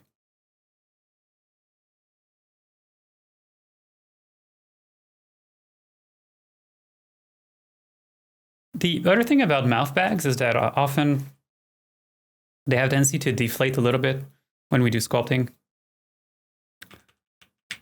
And when you finish a character, like, it's very common that you have to check the mouth bag and perhaps re-inflate the mouth bag if it has deflated a little bit too much. We'll probably also need to spend a little bit more time here on the edge loops that are very close to the lips there, but we'll do that afterward. Let me turn off here the mirror. And let's take a look. I mean, overall, this is looking pretty clean, right? Okay, a little bit more smoothing here. And truth be told, keeping these polygons square, I mean, yeah, it does lead to a lot of geometry, but it's not necessarily a problem because, as we said, like, the squarer these polygons are, the more that they will resist deflating themselves, you know, because it's kind of tempting to maybe remove one of these, like one every 2 loops here, to be like, well, you know, I don't really need that since it's the inside of the mouth. We don't care about this being too high res. It's kind of tempting to maybe remove one every 2 loops that we have. But the problem is, if we do that, then we'll wind up having polygons that are very rectangular. And if polygons are very rectangular, once we smooth this, then the mouth bag will have a tendency to deflate themselves. You can see if I do smoothing here, it kind of already has a tendency to kind of deflate itself. But the more rectangular these polygons are, the stronger that particular effect will be. It's tempting to maybe remove some of these loops to be a little bit more optimized, but I'm kind of afraid of the impact that will have on perhaps future operations we could do on this particular head.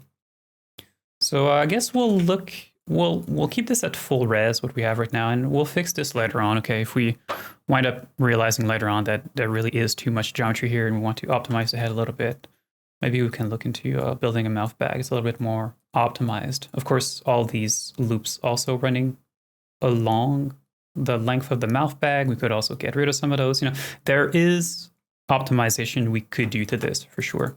I'm just not sure that I want to bother with that right now, because this is relatively fairly simple to manage as a mouth bag. This will unwrap itself nicely, you know, like the simplicity that this actually gives us, I think actually has a certain amount of value to me. Let's do a little bit more work on the back here. So there's a vertex here, let's get rid of that. Let's just solve the vertex. Let's, I think remove is actually what I want to do in this particular case, right? So let's delete, or rather, the solve vertex. Here we go, okay. Let's take this edge here, let's do delete once again, and then let's do a collapse. There you go. So that gives us a nicer corner here. Perhaps we can do a little bit of more relaxation here. In fact, why not use the slide relax? The thing I like about Blender is the fact that everything is within the same software, right? Sculpting, like you have these very powerful sculpting tools in here. Sure, most of them are not, I mean, ultimately ZBrush is a better sculpting program, but Blender's sculpting brushes are really, really good. And therefore, it does allow us to use these sculpting brushes in the context of retopology, as you can see, which we've been doing quite a lot so far. So I just love that all of this is included within the same package. I think it's really, really cool. So I genuinely enjoy this particular software. It is my favorite 3D package for sure. And yes, I would actually rank it over ZBrush, believe it or not. I mean, I like ZBrush too, okay? But as someone who likes to do other things related to like 3D wise than just doing sculpting, and you know, the moment that you have to do retopology, you have to do UVs, you obviously have to get out of ZBrush. ZBrush really isn't all that great of a tool for that. But that's what Blender is. And Blender is not best in class for any of its tools, but all its tools are good enough that having all that within the same package just more than makes up for the fact that the tools themselves are perhaps a little bit less good than what you would have within some other specialized 3D softwares. You know, they all have their place, of course. Yeah, that's a pretty good mouth bag. Could be optimized, as we have said, but I won't do that for now. If you feel like optimizing yours, go ahead. You know, would have to like merge some of these loops here. You know, in the process, we'll probably be creating a bunch of triangles, which we could merge as quads, as we have done on either the cavity of the eye or the cavity of the nostrils there. We could do something like that. But as I said, I'm actually quite satisfied with this. Like in the grand scheme of things, this may not actually represent that many polygons. And this will simplify quite a lot the work of doing UVs and all of that. So I would rather keep this right now as it's kind of a little bit unoptimized mass of polygons. Okay, now the thing I want to be careful though of is to match the loops. Try to match a little bit the loops here, just like we did for the eyes, you know, match the loops on the inside. So, since there's more of a distance between the inside of the mouth bag and the outside of the lips than what we had for the eyes, it's not as sensitive. But if I can try to match things a little bit, then I think we'll be better off for it. So you can see this loop here, I can kind of move it so that it's a little bit closer aligned, I suppose, to the loop that we have on the bottom of the outside of the lip. Could tighten this up here a little bit.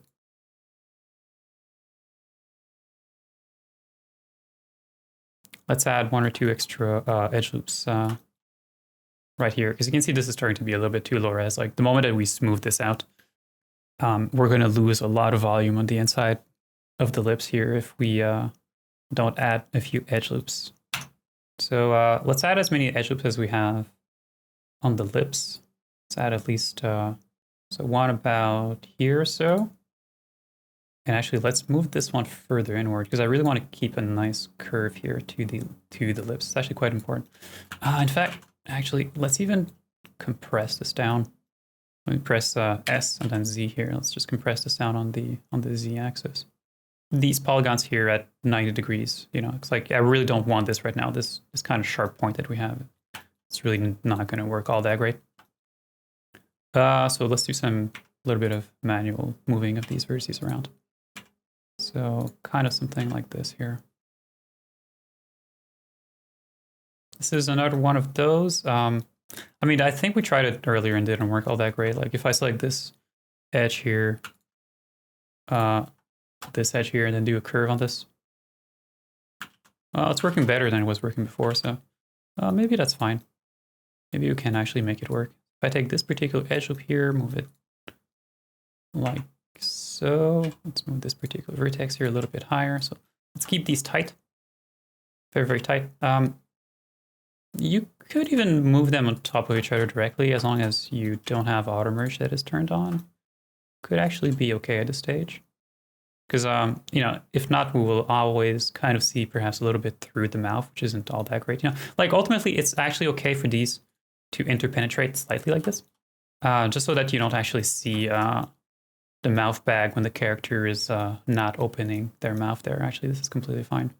I could turn on snapping here. It wouldn't necessarily be a bad idea. So let's actually snap. Let's snap the vertices.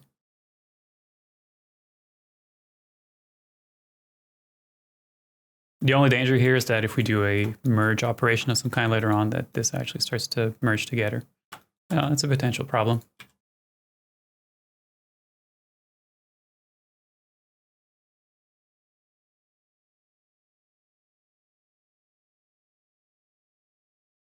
I kind of wish that when you did a box selection that it would actually deselect what was there before. I know that there's an option for that somewhere.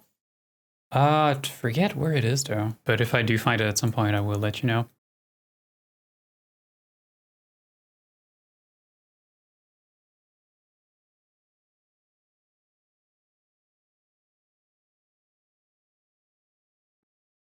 So yeah, you want to be careful when you build the inside of the lips like these. Try to keep your edge loops as nice. You know, if there's a curve, try to continue the curve that is there, but keep it nice and gentle. You know, really take the time to make sure that the lips are nicely pressed together, that your edge loops are nice and clean. This will simply make your life easier later on. Most of us don't think of the mouth bag when we are working on the outside of the face. So the cleaner is your work right now, the easier it will be later on. And the more robust the mouth bag will be to changes.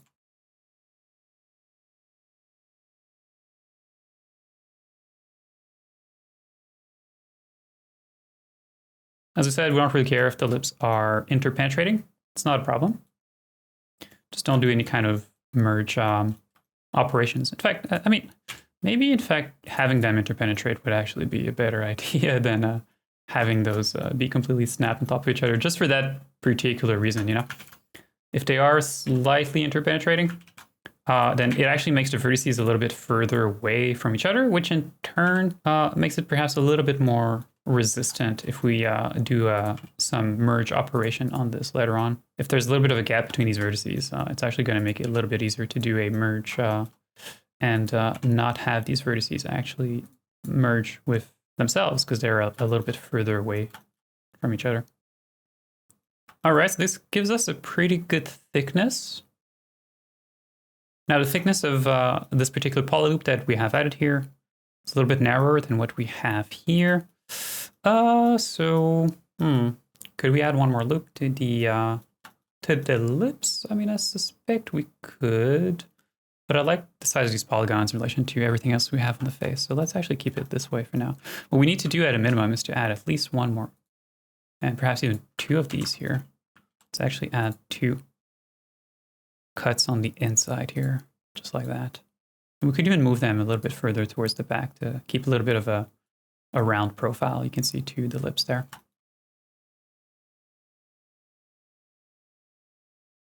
Perhaps a slight amount of relaxation here, not too much. Just a little bit. You can see here the relax has been opening up the lips. Unless that's me. And my Control Z doesn't do anything for some reason. That's awkward. Also, it seems that for some reason I've lost the shortcut viewer. So here we go again. Okay. A little bit of smoothing here. Okay, one thing we can do that's kind of fancy here, let's use our grab brush. Let's go within the options for our grab brush. Let's go within advanced and let's do a masking by topology, which will actually allow us, as you can see, to independently move the top lip from the lower lip, which is actually what we're going to do. If we are ever in a position that we want to open the lips here, let me just clear the mask here.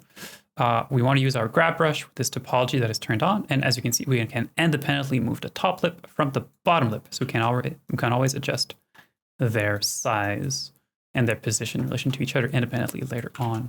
So that's really, really cool. So here I can actually take the top lip and smush it within the lower lip a little bit there, just like that.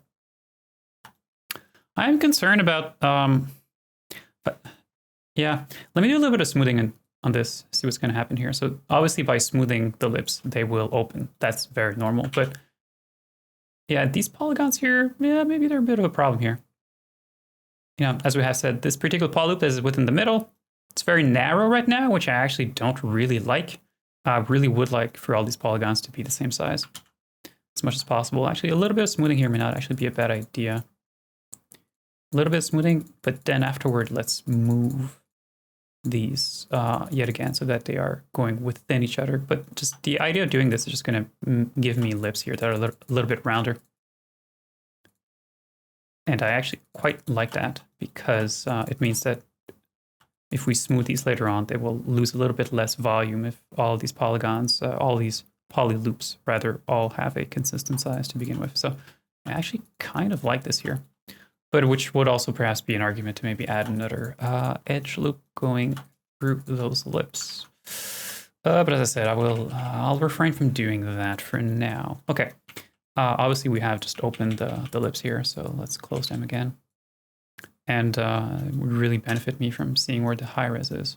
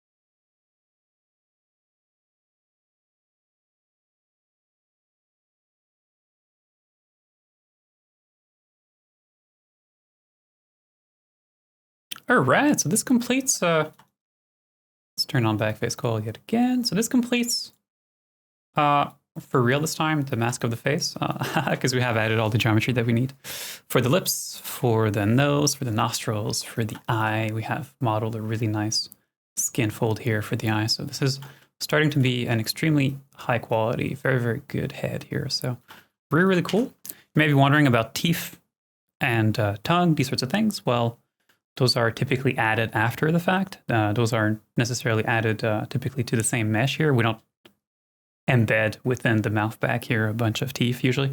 Because, you know, the position of the teeth, sometimes you want the teeth a little bit higher, a little bit lower, a little bit further towards the back, a little bit further towards the top, towards the front. You may want characters that have different teeth too. You may want to be able to switch out the teeth for another pair of teeth, depending on the look you want to give to a character there. So you do not want to merge the teeth within the mouth back, nor do you want to merge the tongue for somewhat the same reasons there.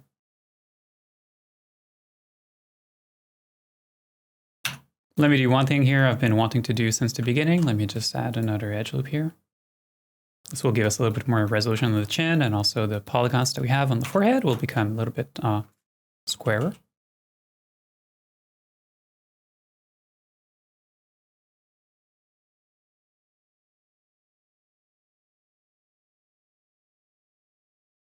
Yeah, look at the chin now. Just one polygon makes a pretty big difference. Maybe even adding one more wouldn't necessarily be a bad idea. But we'll see how that goes. Let's build the rest of the face, and we'll see what we do with the chin. It's possible that by building the rest of the face, we'll have to bring more loops over the chin, either in this particular direction or even in this particular direction there. We'll see what happens. By the way, I realized that my screen may be actually a little bit dark for some of you, and it has to do with the matte cap that I am currently using. So the particular matte cap that I'm using here has a slight metallic feel to it that I actually quite like, but you can see that it's actually one of the darkest ones that we have in here. So as a consequence, everything kind of looks a little bit dark here. So let me actually switch back here to the default matte cap, and that's going to make everything a lot brighter there. So before we move on to the rest of the skull, we have to add our shrink wrap modifier back on this head.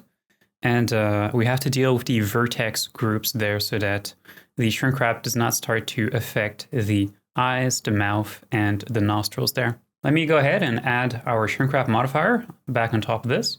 And so you can see here that we have a little slot here to specify a vertex group, and whatever is specified within this vertex group will either be the only part of the mesh that will be affected by the shrink wrap or will inversely not be affected by the shrink wrap, depending on this little button that we have right here.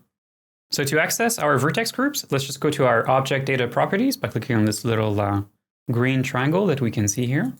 And in here, you can see that we have a little slot here for vertex groups. So let's just go ahead here and create a new group. And now we can add vertices to that particular group. So let's go within edit mode. And we're going to start by just doing a selection here on the eyes. And we will add that to the group afterward. So within vertex mode, let me just select a vertex here that is at the back of the orbit of the eye. And then let's hold Control and let's click on the little face icon that is right here. And that will convert our vertex selection into the corresponding polygons, as you can see. From here, let's press Control and numpad plus. So I'm going to hold down Control right now, and then I'm going to press, by the way, can we still see the, yeah, okay, you can still, I think you can still see the shortcuts here. So I'm going to hold down Control, I'm going to press plus on my numpad. And yeah, that's what I thought here. Let me actually move this so that it's a little bit higher here. So just like that, it should be better. Can even maybe make it even a little bit brighter since we have a brighter matcap here. I think it's gonna work better like that. All right, so Control numpad plus will allow us to grow our selection, as you can see. And then here, let me just add these particular faces to the selection. So once we've completed our selection, let's press Control G, or you could also go within vertex here and within the vertex groups, but you can see here that the shortcut is Control G here. So let's press that. And let's simply assign these to the active group. If you want to see what this actually looks like, let's go within our modifiers here, within our shrink wrap here. Let's first actually set our parameters here properly. So wrap method, let's go and use a target normal project. Snap mode, let's say that we want to snap outside the surface. And target, let's simply select our high res there. So you can see what's going to happen here to our eye and to our mouth bag. Everything is kind of exploding because, of course, we don't have a mouth bag and we don't have eye bags on our high poly.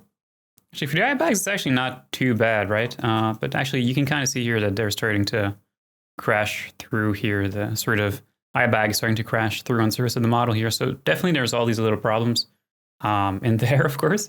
And so by going here afterward within the vertex group and selecting the group that we have created previously, you can see that now the shrink wrap has been applied only to the eye bag itself. You can see that it's all looking a little bit mangled in there. But by pressing this little arrow that is right here, we will inverse the influence of the vertex group so that everything that was within the vertex group now gets occluded or gets removed, if you will, from the shrink wrap influence. Okay, so let's do that for the mouth bag and also actually for the nostril. That actually would be a pretty good idea here. So let me go ahead, select this particular vertex. I believe it's this one here. Hold Control, click on this little face icon. There you go. Let me just turn this off here so that we don't see the end result while we are in edit mode right here. Hold Control, plus. And I guess we could go, let's go all the way here. I think that's going to be fine. Let me turn on this little icon here again so that you can see the result of that. And let's press Control G. It's assigned to active group. And you can see here once again that our nostrils have been removed from the influence of the shrink wrap. So finally, for the inside of the mouth here, it's a little bit hard to see. In fact, let me just turn this back off here. Let me just select 4 of these polygons here that are on the back of the mouth bag. And once again, as we have done everywhere else, let's just grow this particular selection. And you can see it's going to grow until we reach the opening in the outside of the mouth here. So just like so here, you can see what the selection actually looks like right now. Do we need to add one more to this? No, I think it's fine. I think we can actually stop here. So where the lips are meeting together there, I think that's a pretty good place to stop. And yet again, Control G, assign to active group. And there you go. We have our shrink wrap but it is not affecting those bodily cavities. All right, let's take some time to plan what will be our strategy to tackle the edge loops for the skull. It's a zone that we could keep relatively simple, okay? We could just take these particular loops that are here, extend them towards the back, wrap them around the skull, have the loops that are on the front of the forehead, continue all the way down the skull, the back of the skull, and then back of the neck. And we could create some very simple geometry here that would be cylinder-like for the neck. And for the most part, that would work. That is what people commonly do in these particular cases. So there's really nothing wrong with that. But it is there too kind of interesting to kind of ponder the question of, well, first, are there particular loops that we want to keep at particular places? And also, perhaps for the neck, is there something kind of interesting that we could do geometry-wise with something here, like let's say the sternocleidomastoid? Is there a way to properly support it with edge loops? So I believe the answer is yes to these questions. So let's actually talk about that a little bit here. I'm just going to use our little annotate tool right here. And okay, so first of all, we want to have an edge loop here that will follow the temporal line. So we kind of more or less can choose a loop that we want here, but I guess it would be this one here, just looking at the way that the light is kind of reacting with the surface here. So it would kind of be this one here. So for this one here, we actually want this one. Let me actually turn off in front for now. So we want this one to simply nicely follow the temporal line. So if I'm to draw it here, it's about here. And you can even see here on the back, this is the back of temporalis. So if we could actually have this line kind of follow down, more or less following it, doesn't have to be precisely on it, but somewhere around there. In fact, what I actually kind of want is from this view here, make sure that the line stays relatively straight, that this line does not go in like this or does not go too far out. It's okay for it to kind of expand a little bit here towards the back because, of course, the skull is also expanding, but eventually we want this line here to, of course, transition to the neck and then create part of the neck here.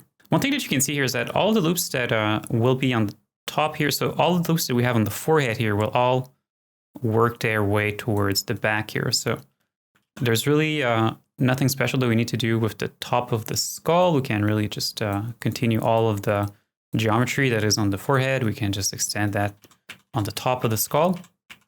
And as we start to create subdivisions here, if you will, to our mesh along the skull, you can see that we can nicely follow that temporal line that we have added here. So we could actually do that all the way down, really, all the way down to the back of the neck there. So there's really nothing all that special that needs to be done. For the geometry here on the top of the forehead, we'll just do a very simple quadrification, I suppose, of the surface there. Where it might be interesting to maybe look into planning things a little bit more would perhaps be for the loops here in the temporal plane or over temporalis. Because if you recall, we have started to create this kind of figure 8 here with some of these loops. And as we were saying before, it would be nice if we can find a way to close off that figure 8 so that those loops be nicely contained. We'll attempt to do that. If it's not possible to do that for whichever reason, maybe the geometry is going to be kind of ugly here. I haven't actually tried this before, okay? So if the geometry kind of winds up being a little bit ugly, then I guess maybe we will bail on that and we will just continue these loops here because, we could easily just continue these loops here and then somewhere here have those loops transition to become the loops that we have on the back of the forehead there. It's going to lead to very simple geometry that will still be very effective.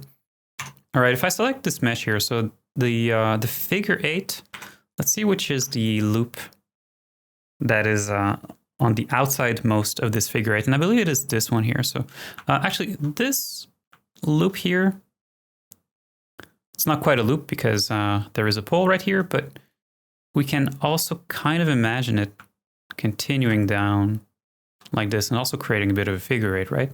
So that's interesting. And this is bordered by a pole here on the bottom. So this would actually be the loop that would create the biggest loop, if you will, within our figure 8 here. Perhaps there's a way to add a bit of a pole, maybe about here. So this is the widest point of the skull in a way. So that's not necessarily a bad place to put it. Let me just deselect this here. So, okay, so from here, we'd want to have this edge loop to kind of continue like this. Then here would create another pole. And our figure 8 loops would have to wrap on top and on the bottom of it. Still drawing this with the mouse, by the way, so that's why these brush strokes look like they've been made by a 5-year-old. And the loop that is the furthest within our figure 8 would actually be this one here, I believe, right? Which consequently is also this one here. Now, this one's going to be a problem because it's going to crash through the ear, so I don't think that this one here we can actually finish it off, but maybe we could kind of suggest that it would be finishing off. So it would be kind of somewhere here or so. And this would tighten up like this. This would wrap around.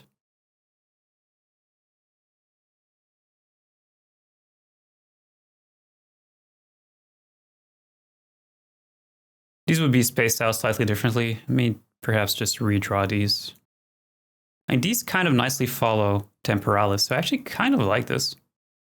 I mean, it's really not necessary to go within that level of detail because truth be told, this is usually covered by hair, so it's not as if most people usually can appreciate the kind of work that you have done here. Although if you have a character who is bald and has this massive temporalis because he's been chewing a lot of gum, then I guess that in that particular case, this may not necessarily be a bad way to approach this.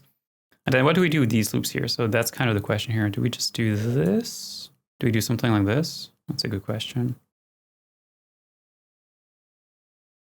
Yeah, I'm starting to think this isn't that good of an idea because the problem, okay, with what we're starting to build here is that actually, if we kind of do this idea of these concentric edge loops here kind of wrapping around the back of temporalis there, then the problem is that all of these loops that are coming off the forehead, then they all need to start to converge here somehow. And the problem with that is that you can kind of already see what will be the issue here. We're going to wind up having like a lot of geometry around this particular zone here. I mean, for sure, we'll need to have a lot of geometry on the ear itself. So if we could actually bring some of these further down, it wouldn't necessarily be a bad idea there. But yeah, actually, I'm not really convinced. You know, like looking at the amount of loops that we would be adding here over the forehead, I'm not actually convinced that building this particular surface the way that I'm kind of drawing it here, that's that good of an idea. I think it's actually going to lead to like a lot of very dense geometry here that really wouldn't be all that necessary or all that great to manage. So this was a good idea to do this kind of figure 8, but I'm starting to feel as if the drawbacks of trying to build these loops here as this kind of figure 8 here far outweigh the advantages that we will get from that. So okay, let's actually scratch that then. Those loops here that we wanted to wrap around as a figure 8. Let's actually just take those and let's just continue them on the back of the skull and create the back of the skull with them. And what I mean by that is that somewhere here, so here we have kind of a little bit of a natural corner that is kind of building here. So you can kind of imagine here that we would have a polygon that would be, this is a very dirty polygon. So we would have a polygon like this here. So this would be a quad. So vertex 1, 2, 3, and 4. And by doing that, this will allow us to take the geometry that is on the back of the skull here and to actually route it somewhere here. I'm not sure which one of these loops this would actually be, but it would be one of these here.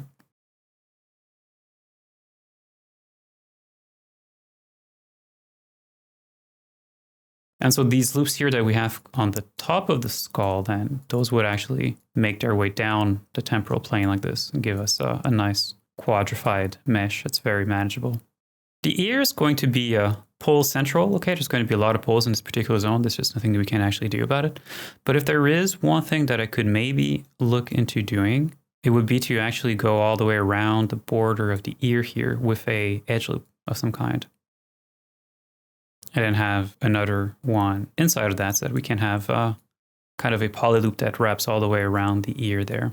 That will actually make the ear easier to break off if we ever need to break it off modeling wise, or perhaps in the UVs. Depending on the UVs, we'll see once we get there, but sometimes it's a good idea to break off the ear as a separate island, especially if you have a very, very clean seam that goes all the way around it, then that can actually make it quite easy to break the ear off as a separate island. I've done both throughout my career. I've broken ears off, and sometimes I kept them within the same UVs as the rest of the face. Actually, it mostly depends on the unwrapping algorithm that you have, because some of them deal a little bit better having like this whole mass of the ear within the same UVs as the head. Some of them deal with that quite well. Some of them don't deal with that quite well. So at this stage right now, I don't actually know what we'll do once we get to the UV stage, whether we'll break the ear off or whether we'll keep it as the rest of the face there. If we break the ear off, okay, like it has a few advantages. One is that it's a little bit easier to get a very nice consistent resolution going on for the UVs over the ear and for the UVs going on the side of the face there. So there's less stretching if we break the ear off. But the drawback of breaking the ear off is that, well, we have an extra seam to deal with, which I actually think is less of a problem now than it used to be, actually. Like if you actually think of how we used to do characters, let's say 10 years ago, we didn't have fancy tools as like Substance Painter that would allow us to paint directly over a seam. So having a seam back then between the ear and the rest of the skull, you know, like especially on the front here, like on the back, if there's a seam, you don't really care. And besides, you have a nice natural angle change here that you could actually take advantage of to put a edge loop directly there and put a UV seam directly there. But it's usually this part here makes it a little bit harder if the ear is separated off to blend the ear fully with the head and have something that looks seamless there. But the tools have actually come a long way. And, you know, because now we can obviously directly paint over a seam using, let's say, Substance Painter. But we couldn't actually do that back in the day. So truth be told, it was actually harder back then to hide a seam like this. So I'm starting to like the idea of actually breaking the ear off as a separate UV island for that very specific reason. But as I said, we'll come back on that topic once it makes sense to do so. But at least for now, if we can actually keep a poly loop going all the way around the ear, it would actually make the circumference of the ear there very, very clean. And so for here, well, there's really nothing we can actually do about this, okay? Like this will become a pole festival here. We'll just have to have a whole bunch of poles here. And there's really nothing we can do about that. But as we have said before, it doesn't really matter because the zone doesn't really deform all that much.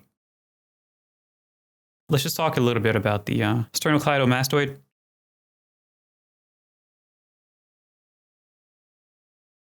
Okay, let me just get rid here of all the annotations that we have added. Most people, when they do retopology about the neck, they don't really care about the sternocleidomastoid. They'll just do loops like these, and then they'll do loops that go perpendicular to that. So create like a very simple cylinder for the neck. And this has the advantage of being, well, very simple. You know, these would actually be kind of more like this here. So that has the advantage of being very simple to model, simple to skin. And so for the most part, I mean, that's kind of fine. But the problem that kind of always bothers me with this basic configuration here of edge loops over the neck is that it simply does not follow nicely enough the sternocleidomastoid. So I would actually like to have geometry that actually nicely follows sternocleidomastoid like this. And there's a nice little natural border here to the front of sternocleidomastoid. But you can see that if we do that, right, we're going to actually wind up having loops here that will start to converge near the sternum. But what we can actually do about that is, you know, there's actually a little fossa here that we usually have. And so we can actually kind of take advantage of that and kind of build something that's going to be a little bit like this here. And then we'll have a loop here running down the middle of the neck, of course. Now here we definitely do not want to wind up having a triangle, so let's think about this for a second. Well, this loop here that is creating the front border sternocleidomastoid doesn't need to be 100% right here where I can kind of perceive where the border is right now. This could actually do something like this here and go within the ear. Same thing for the back here, sternocleidomastoid. Could actually start this loop here a little bit further towards the back.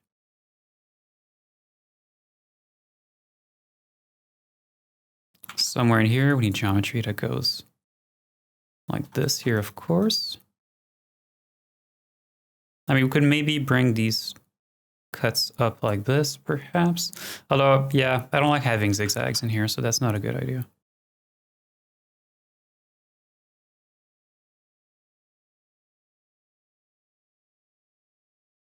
These loops that I've been drawing are starting to be a little too parallel. In fact, they should actually diverge away from each other. You know, you can kind of see where the back border here of sternocleidomastoid is. So actually, these loops probably need to come down a little bit more like this.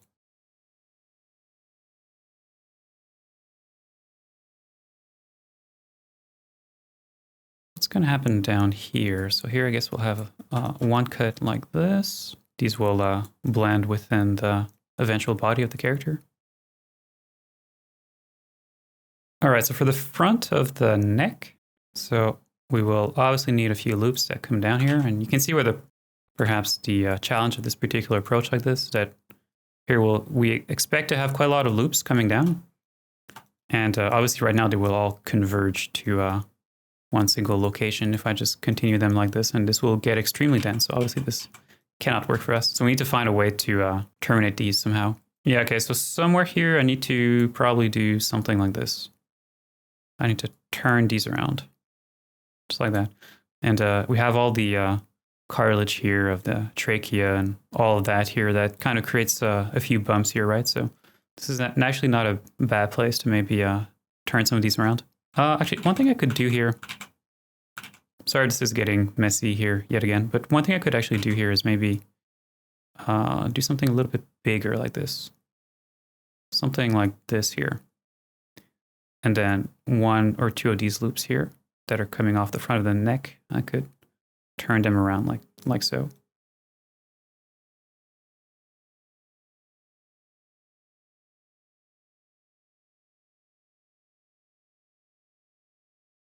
Some of these loops here on the underside of the jaw, so some of these will have to go across the head like this, and some of these loops will have to continue down the length of the underside of the jaw there.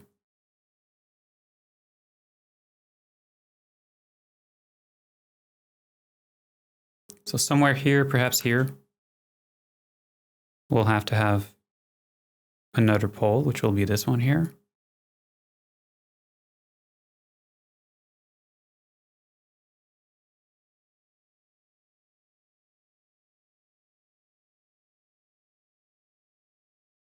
Actually, we need some geometry here that goes across like this. Something needs to happen like this. So actually where I had placed that pole, I don't think it's necessarily placed in the proper location right now. What if I placed it here instead?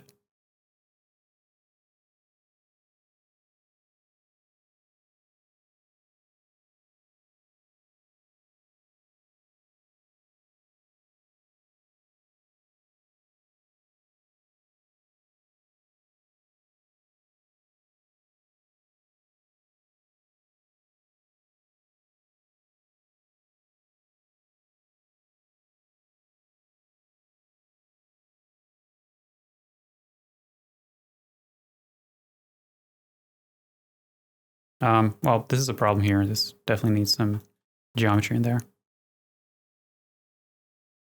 Let me see. So we wound up having a pole here and a pole there.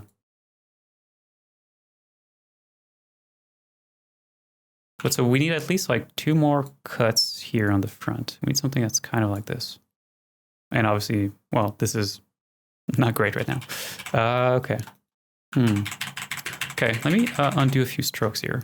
In fact, let me actually erase everything I've done here on the underside of the jaw, because, yeah, I'm not sure I've followed the proper approach here for the underside of the jaw.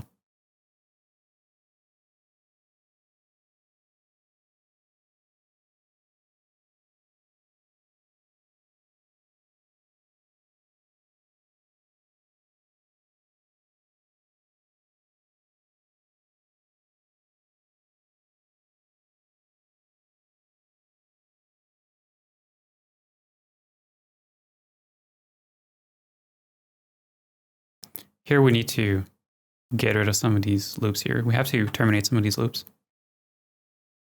Actually, wouldn't mind it if I could actually find a way to take some of these loops here and perhaps this one here and continue it like this on the other side. It would make some of these loops here from the mouth nicely contained, which I actually quite like here. So ideally, we would do something like this. Truth be told, we may actually just have to remodel the chin completely. It's an interesting thought. But I like the idea of wrapping these under, actually, because it actually, the more that the underside of the jaw expands, the more loops going across that we will actually need to be able to keep a consistent resolution. So if I could actually take these loops here from the coming off of the mouth, and if I could actually wrap some of these around, 1, 2, 3, 1, 2, 3. If I could actually wrap some of these around like this, then these loops here that I'm kind of suggesting, these could actually kind of continue like this here. for a little bit of relaxation, this would be a little bit less curvy overall. We could actually continue these across and we would get a very nice resolution here. This could be a pole right here so that I could have an edge loop like this.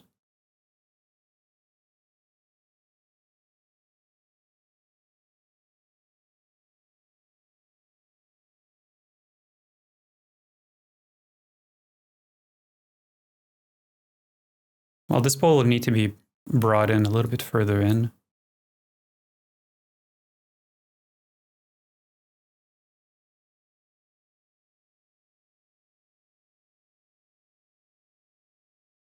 And I suspect we would need another pole right here to close this off like that.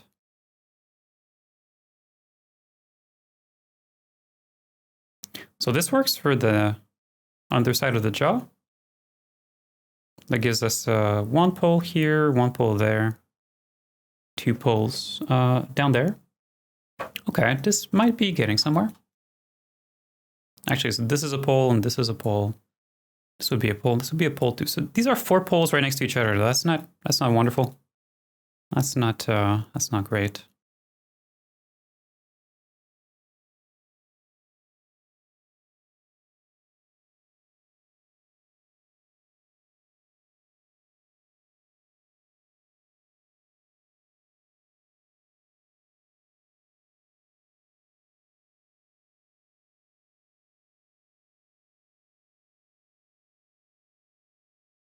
Okay, so that would work for the front of the neck.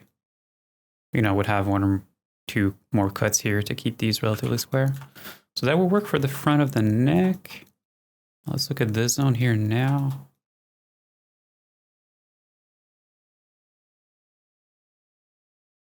So yeah, having another pole here.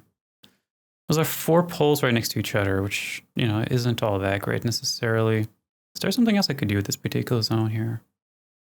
This could continue all the way on the back like this.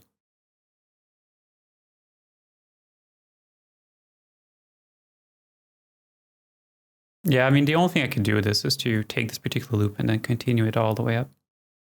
It's kind of the only thing that I can do if I want to get rid of... well, I could get rid of 2 poles by doing that. So I'd have these 2 loops here be spaced out. And then I could take this particular geometry here and just move it slightly further up just a little bit. Yeah, that would actually work. I mean, it allows us to get rid of 2 of those 4 poles that are there. So I actually kind of like that.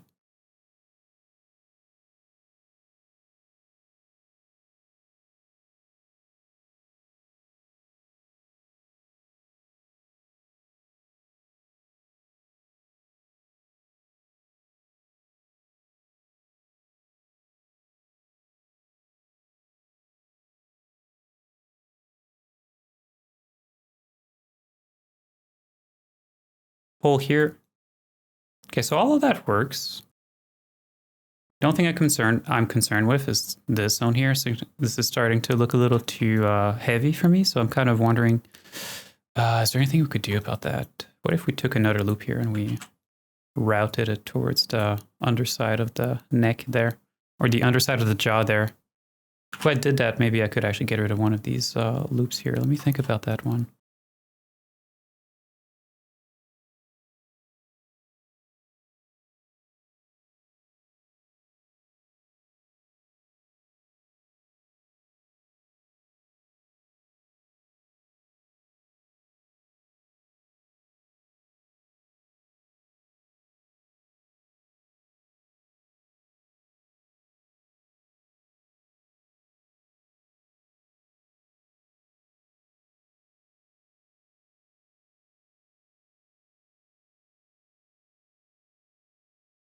I think that accounts for all my loops.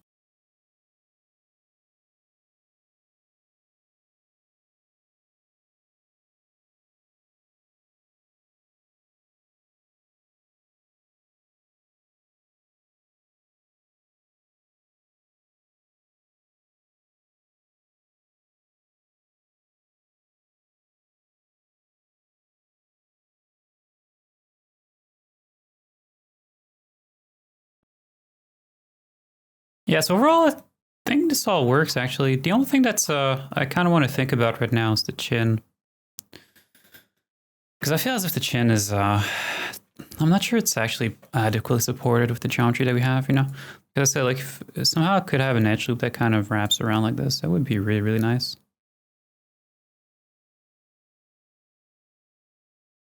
It's almost as if this loop that's here should actually wrap around, like create a circle.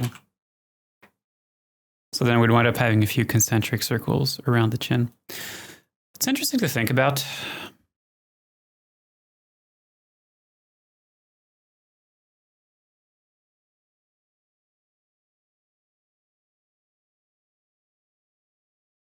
Perhaps we can park that thought, and perhaps I can leave that up to you as a possible thing to think about as to how can we build a more anatomically accurate chin here with the loops that we have.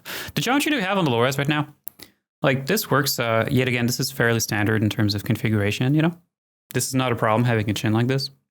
So let's just write that down as a point of further amelioration for a second iteration of this head in the future, perhaps, or as something that you can actually ponder yourself, as something that you can actually look into, perhaps trying to support on your own head. Because there might actually be something kind of interesting to do with these kind of circular edge loops here going on the chin. But the thing that I actually like about the particular configuration that we have right now is that if we do wind up in a situation where we actually want to add, let's say, one loop here to the mouth, which I really don't think that we will do, but you know, theoretically, if we wanted to do that, we could actually add a loop here and it would actually wrap under the chin and it would continue on the other side. So it would be nicely contained, you know, we could add one here too. And it would be the same thing. It would just wrap around on the other side. So that would be nicely contained. So I actually quite like this particular geometry right now. As I said, the only thing I don't like is actually this zone here. I don't think there's necessarily much we can do. Maybe once we will be building this, maybe we'll have a better idea. I suspect that if we were to take this here, apply relax on it, then these vertices here would actually move a little bit further towards the outside, which may not necessarily be a bad thing overall. So I think we can make this work. Yeah, I think this can work overall. Oh, actually, one thing I forgot to mention.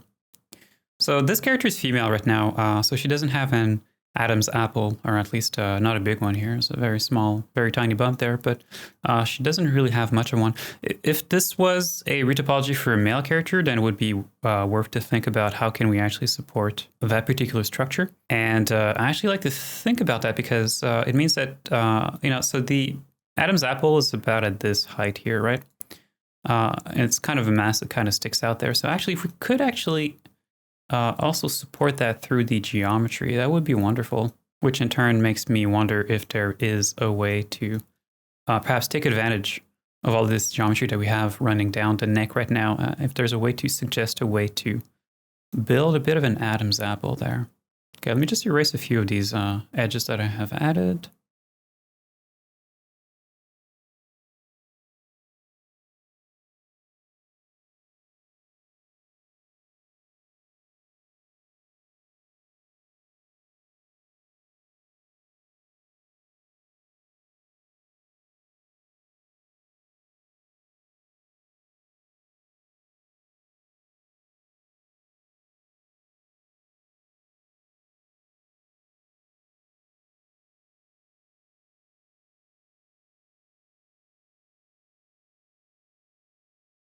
Yeah, so something like this would probably work. So I'm really thinking about this more in the context of what would make a good low-res for deformation and for silhouette. I'm actually thinking about this more in that particular context, and also for potential editing in the future. Having some of these loops run in certain directions there kind of keeps them nicely contained. So I'm actually thinking about it more in that particular context, okay? Because the problem with this particular head right now is, well, is, as we said, it's the number of poles that we have. So the number of poles that we have will slightly make it a little bit harder to sculpt on this. Now, I'll be honest, I haven't actually subdivided something that had poles within Blender and sculpted well enough so far to know whether poles actually create sculpting issues in Blender, because they are notorious for creating sculpting issues within ZBrush. They create little pinches on the surface that are really hard to get rid of. So the drawback of poles is, so of course there are drawbacks if poles aren't in the proper position in terms of deformation. We have talked about that, but let's just put that aside. Okay, like other than that, the drawback of having poles over a surface is that it makes it a little bit harder to sculpt on that particular surface, especially if the surface is very curvy. It may actually be very hard to get rid of those poles sculpting wise. You know, there's often a little bit of a pinch that can't stay on the surface. Now, of course, if a surface is very bumpy, then those poles, the bump that it creates will kind of merge with the bumps that we have. You know, if we have a bunch of skin pores, a bunch of wrinkles, truth be told, we probably won't be able to see these poles. But if a surface is very smooth, does not have a lot of high frequency details, then it's in that context that poles actually become a little bit of a problem. So what we're actually building here is, the poles are in zones that are somewhat contained, but the neck is somewhat a little bit curvy. So, those poles could be a problem right now. But even within ZBrush, when you do smoothing, you can actually use the alternate smooth or the relax. I believe it's also called relax in the particular case, where you hold shift, you start smoothing, and then you release shift while you are smoothing. And that actually is usually enough to get rid of those poles. So the issue with poles really is an issue related to sculpting. It's not an issue related to deformation. I mean, as we have said, poles have an impact on deformation, but if they are in a zone where it does not impact deformation that much, then that's fine. But so the other drawback of poles really is a drawback that is related to sculpting. Okay, so it's good to keep this in mind, okay, because we will build this here because I think, I like the challenge of building something that's a little bit more anatomically involved and interesting, perhaps. So I like to also show that to you right now. But truth be told, okay, if we wanted to build this zone in the most simple way, but also in the way that would actually give us the best possible sculpting experience. Okay, this is something that is good to keep in mind. If we really wanted to build this in a way where this would actually give us the best sculpting experience with the least amount of poles, then it's very simple. For the neck, we just build a cylinder, really. That's all that we want to do. We just go loops that just go all the way across like this. And we take all these loops coming off of the neck and we just continue them. And, somewhere here, we probably need to have a pole where we want to route some of these loops down. But at that particular pole, we also want to start to route loops towards the back, and we just want to build the circumference of our neck here as just a very, very simple cylinder here. So that's really, if we're concerned, like if our primary concern is getting the mesh that will lead to the best possible and simplest possible sculpting experience, then we would actually build the neck as I am showing it to you right now. Just these concentric circles going around, very simple. There's no need to have any poles from the crease of the neck here all the way down to the base of the neck. There's no need to have any poles in there anywhere. And that is the simplest way that you can actually build a neck. And that will ultimately also kind of lead to the best sculpting experience. The drawback is that now your loops are going diagonally across some of these anatomical structures. If your character has a really wide sternocleidomastoid for some reason, you may actually start to get a little bit of staircasing visible on the silhouette of the model. That's kind of what happens when your polygons are going across the a particular anatomical detail right now. In fact, we may even have that happening on the chin right now. So it's actually kind of worth to perhaps take a look at that if we're kind of curious just to see what that actually looks like, right? If we take a look at the chin here, well, it's not that visible. I guess here it kind of is here, right? If you take a look here, take a look at the silhouette of the chin from this particular angle here. See, we're getting what we call staircasing, where we're getting this kind of series of convex, concave, convex, concave, convex, concave kind of silhouette to the model there. That's because the geometry is going across, sort of diagonally across some of the anatomical structures there. It's not well supporting enough the anatomical structures. And so that's kind of what you get. So that's the issue with having those loops going diagonally across some of those anatomical structures. So that's the drawback of keeping the geometry here very simple. It simplifies your life. It makes your life easier sculpting wise. It slightly reduces the quality of the silhouette of the final low poly that you would perhaps import within a video game. Personally speaking, okay, my philosophy on things like these is usually that I don't mind making life a little bit harder for me, sculpting wise, if I know that the end result will actually be a better end result for the player. You know, I kind of put myself in the shoes of whoever will be playing the theoretical game for which we are building this theoretical character.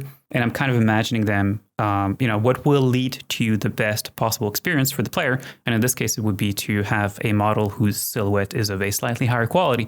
So in that context, I usually privilege making life a little bit harder for myself if in the end it leads to a slightly better result, a slightly better end user experience. You see here what are the two approaches to the neck that you can take. One is to build these very simple concentric circles, or the other one is to do what we had been doing before, which was to build the neck like this. And that's what we will do. We'll build this particular geometry together because, well, this is a little bit more complex. I think it's a little bit more involved and therefore a little bit more interesting to talk about in the context of a class on retopology. But you can choose the approach that you want for the neck of your own character. If you want to make your life simple, go for the concentric circles. If you want to privilege getting the best possible silhouette on your model, and potentially also the best possible deformation as well, actually this would be a better approach.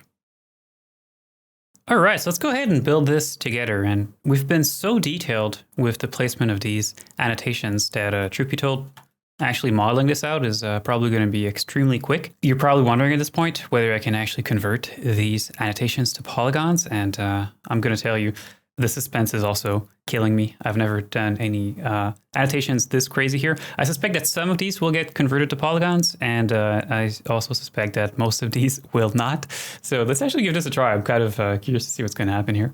Let's do a keep strokes here because I don't want to lose these particular annotations. I actually want to keep them so that we can just place the polygons exactly at the intersection of these annotations. So yeah, not actually sure what's going to happen, but let's give this a try. Wow, well, something happened, which I have to say I'm surprised that something even happened. I don't know what's actually going on here. What did it do? Wow, take a look at this. Okay, well, my expectations were not very high, so I'm not going to say that I'm disappointed. Yeah, so let's just model this out, but I mean, we've been so exhaustive with these annotations that I think it's going to be very, very easy to actually model these out. So I'll give you a little bit of a break from my voice while I actually model this out.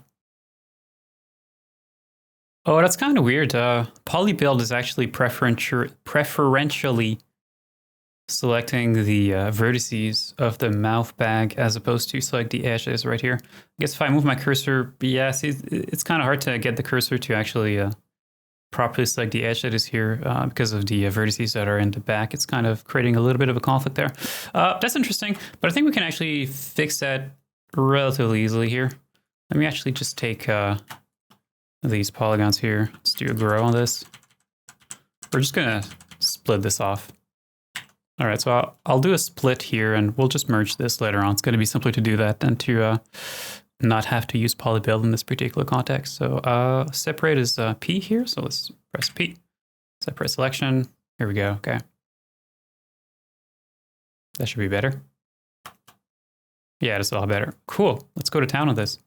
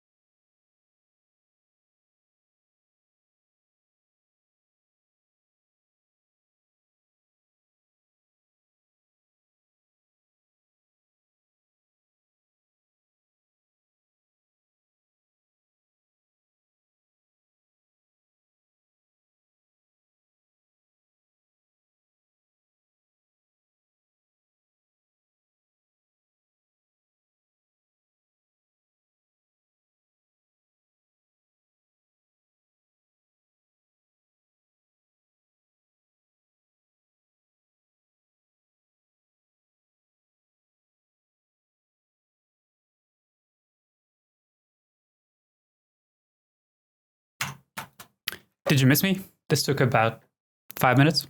So this was really, really fast. Take a look at this. A little bit of relaxation on top of this.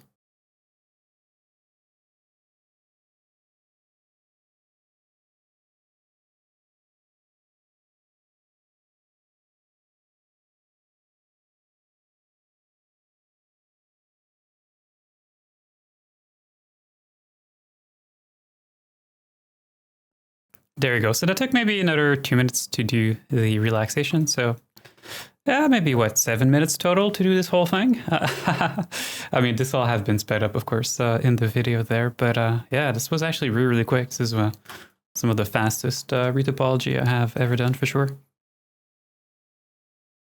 Okay. This one may be slightly dirty for me. Sorry, there's a pole here, pole there, pole there. The rest of the neck is completely fine, but I think it's really just this zone here. It's interesting to see what we can do about that. Well, if I want to get rid of this pole that is here, I think the only thing I can really do about this is to do something like this here. Let me use the cut tool. Would be to actually, yeah, let me cut from here to here. That's kind of interesting. Let me collapse this here. If I was to get rid of this edge here, then this edge here, I could get rid of the pole entirely there. But I quite like the density that we have on the neck right now, so I really don't want to disturb that. Yeah, I guess what I have to do is this here.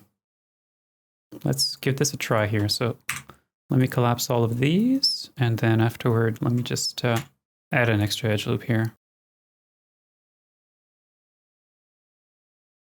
The only concern is that now this zone is getting overly dense. But it's very clean, so no, I kind of want to keep it this way. Okay, let's build the skull, and then we will... so we'll build the whole skull, we'll build the back of the neck then, and then we will finish with the ear. So let's see, how many edges do we have? So we were talking about the temporal fossa, or rather the temporal line, and we had mentioned that we wanted this particular vertex to be the one on the temporal line. Or this particular edge loop rather to follow the temporal line. So we want all of these loops here. How many edges is that? All these edges here. So we want all of those. We have, let's see here at the bottom, we have 10 edges. Is that right? 1, 2, 3, 4, 5. Yeah, I guess that's right. So we have 10 edges. I mean, 20 if you include what is on the other side, I suppose. So one thing we could actually try to do here is use the annotate tool once again. Okay, let me try something here.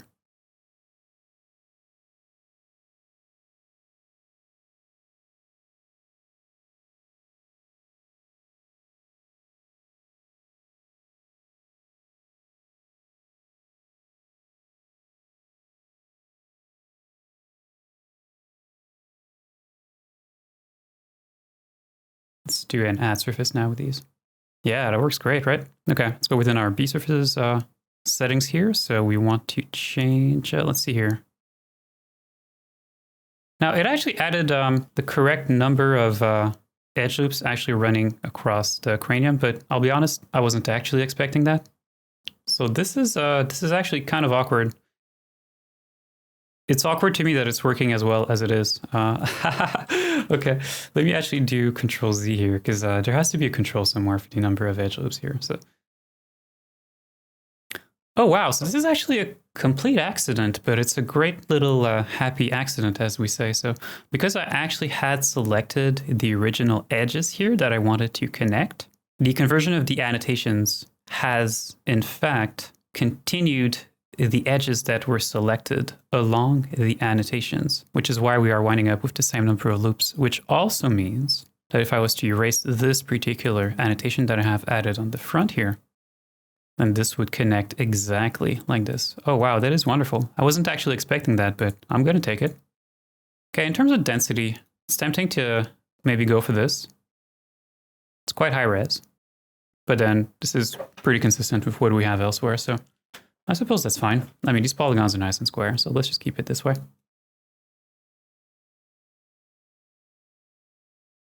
But it's worth to wonder if we shouldn't optimize a few of these loops here. I believe that's the case, because we don't actually need as many loops as we have here on the back of the neck. We should definitely optimize some of these.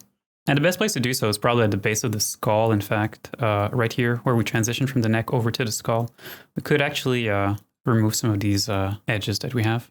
There's going to be too many loops running down the neck if we don't actually do that. Let's use the cut tool. Okay, I'm just going to try something, all right? We'll see where this leads us. Maybe it's going to be great. Maybe it won't be.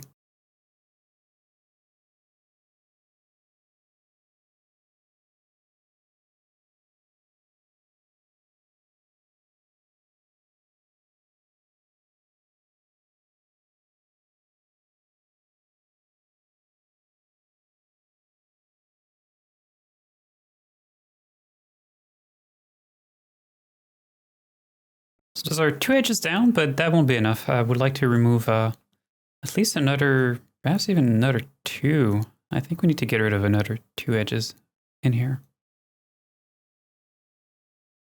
I could do something similar here.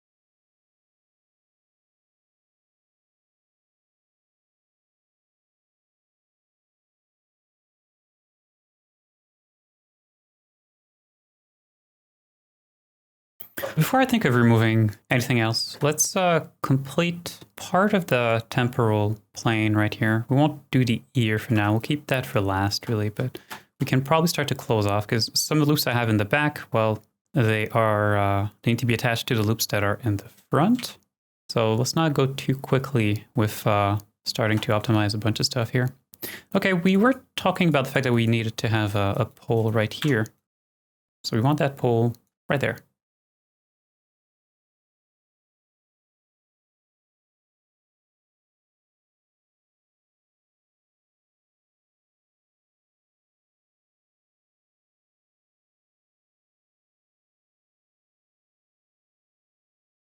Well, that sucks because this would have been the perfect tool to use to straighten out this particular edge loop, as you can see, but it's not behaving the way that we would want it to. So I guess our favorite tool then, yet again, is the relax tool.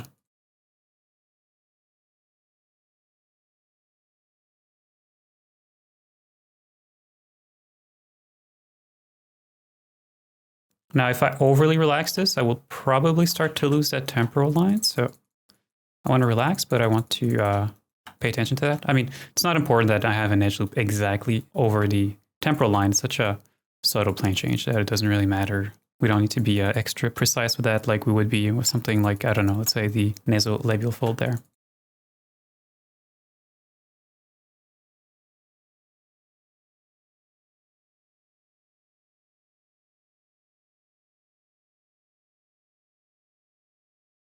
Okay, so I'm starting to miss, I think I'm starting to need a few extra loops on the back here.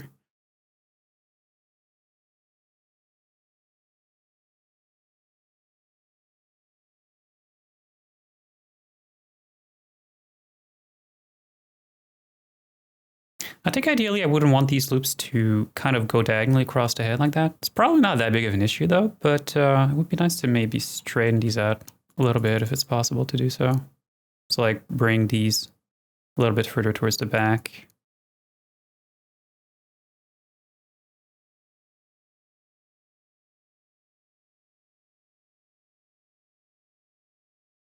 Once we're done the retopology of the head and everything is where it needs to be on one side of the face, then we will collapse the mirror and we will smudge around the other side of the face to really get that symmetry in there. And that would also allow us to probably do a little bit of a better relaxation on top here, because when I am relaxing here, I am not actually doing it symmetrically, although this really isn't all that bad, really. But because we're actually doing this before the mirror modifier is there, means that it could be a little bit hard, some of these edge loops, you can see they kind of have a tendency to create a little bit of a pinch like that or something else. So, it's not that complicated to fix at this stage, but a quick relax on top of this, once the mirror is applied, will allow us to get some very nice, beautiful, smooth edge loops crossing over from one side of the head to the next there. You can see as I smooth it, some of these edge loops have a tendency to want to go down on the side of the face. So as we said, I want to pay attention to that. I don't want these to move too far.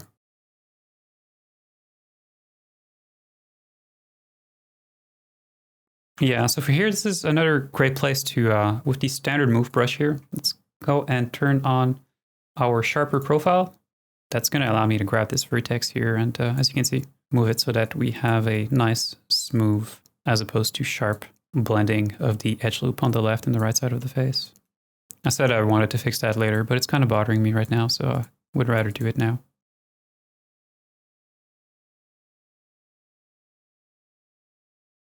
All right, let's close off the neck.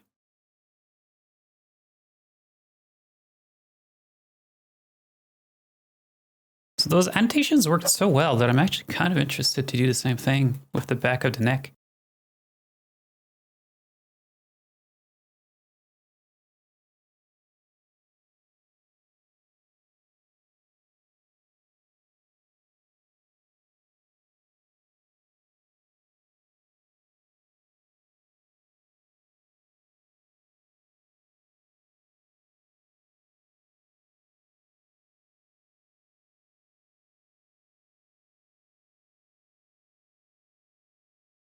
Yeah, so take a look at the silhouette that we're getting for the neck.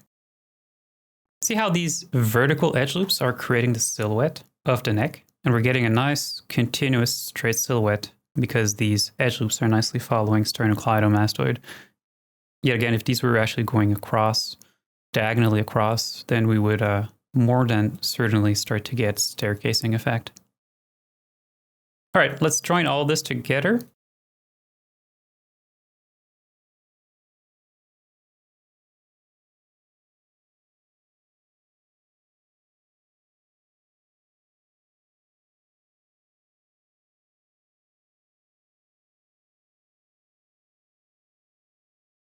Yeah, I absolutely need to get rid of a few other edge loops on the top of the head.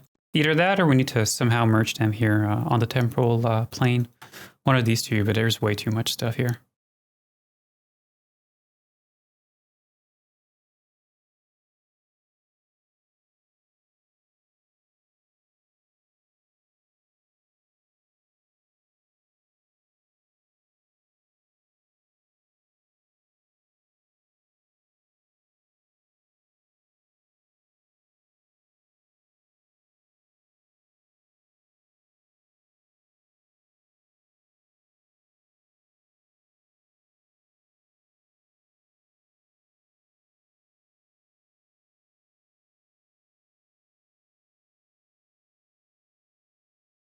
One of the unintended drawbacks of creating the loops around the eyes the way that we have done it is that here, well, we simply have too much geometry here on the side of the head.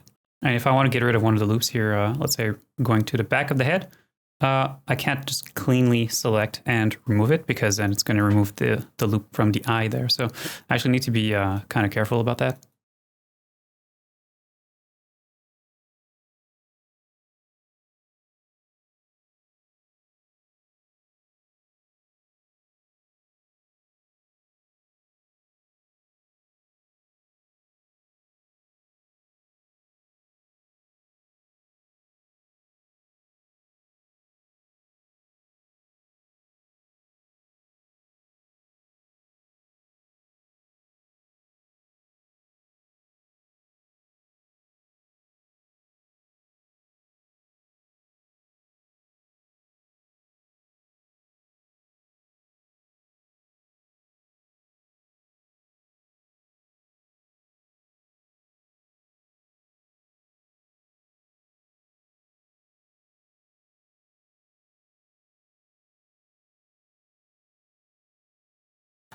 Because of the in front, it looks like the mesh is on top of the ear right now, but it's actually behind it.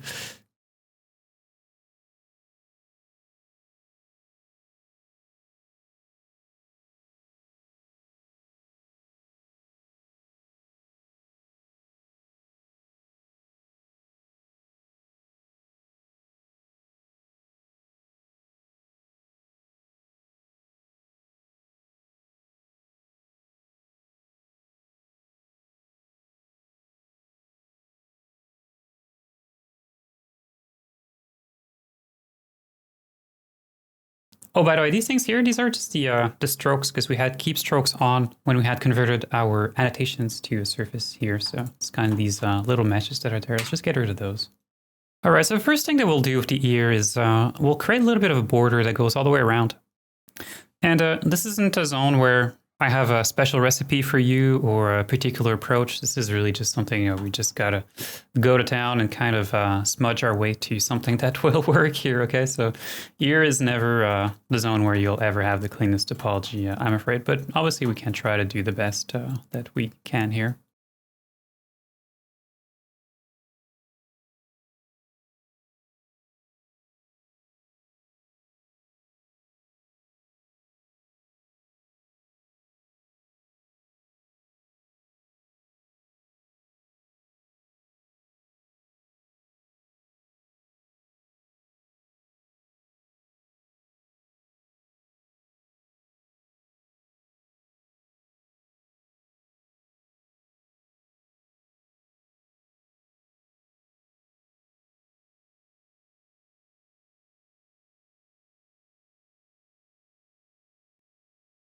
All right, admittedly, this is a bit of a problem, this particular display that we have right now.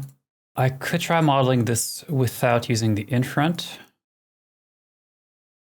But this could also be a place where using a little bit of offset on the shrink wrap may actually be quite legitimate, because if we had a little bit of an offset here, I can see that we're not going to have that in front problem anymore. So that's actually kind of tempting to do. Obviously, we've talked about the problems with the offset there, of course. So perhaps what I want to do is maybe separate the mesh that will be the border for the ear. Maybe I want to split that off from the rest of the face, and then we'll simply merge it later on when we add the mouth bag also back in there.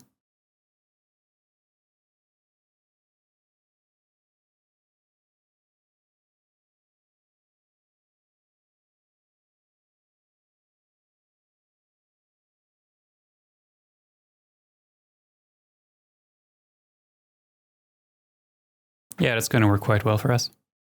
All right, I'll give you a little bit of a break from my voice as I work on this, because truth be told, I don't think we'll be using any new fancy tools that we haven't used so far. So if there's anything interesting, I will mention it, but for the most part, I think I will just stay silent for most of the construction of this ear. I'll let you follow along, and I will also speed this up so that it doesn't get too boring there.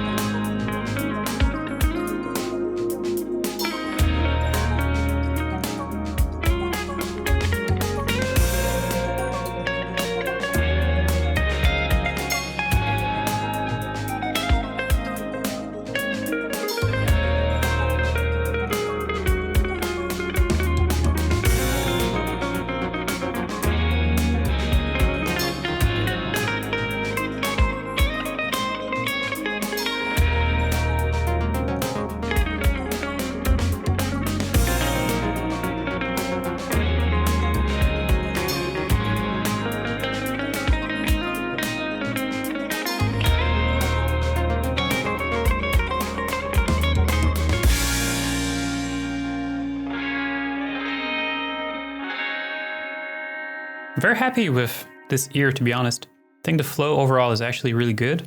There's even a few places here where, let's go back with an edge mode here. There's even a few places here where if I select this particular, let's see if I actually manage to keep this.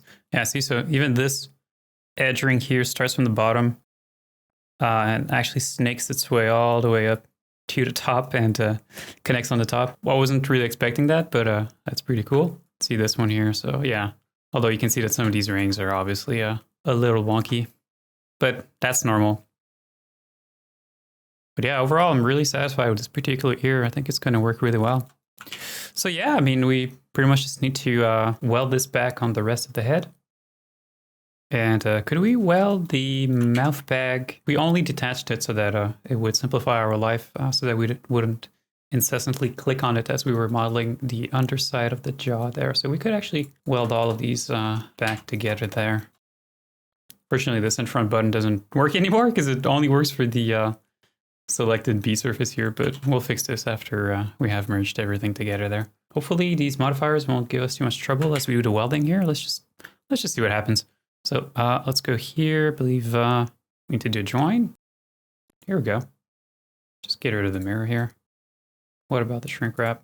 Yeah, okay. I mean, we'll just get rid of the shrink wrap for now.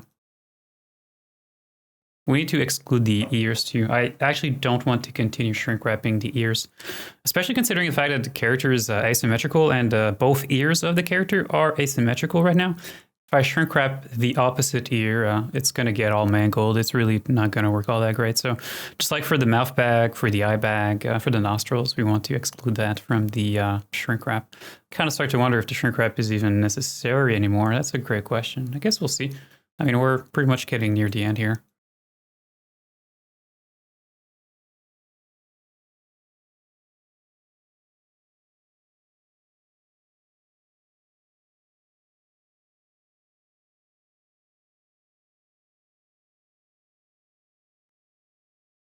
All right, there's no more borders here, so that's good.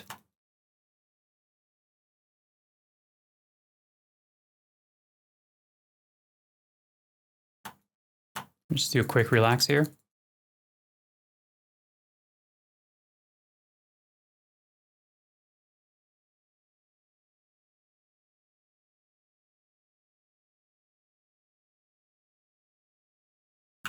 All right, I'm not sure what that seam was though. Oh, I can see it. It's here.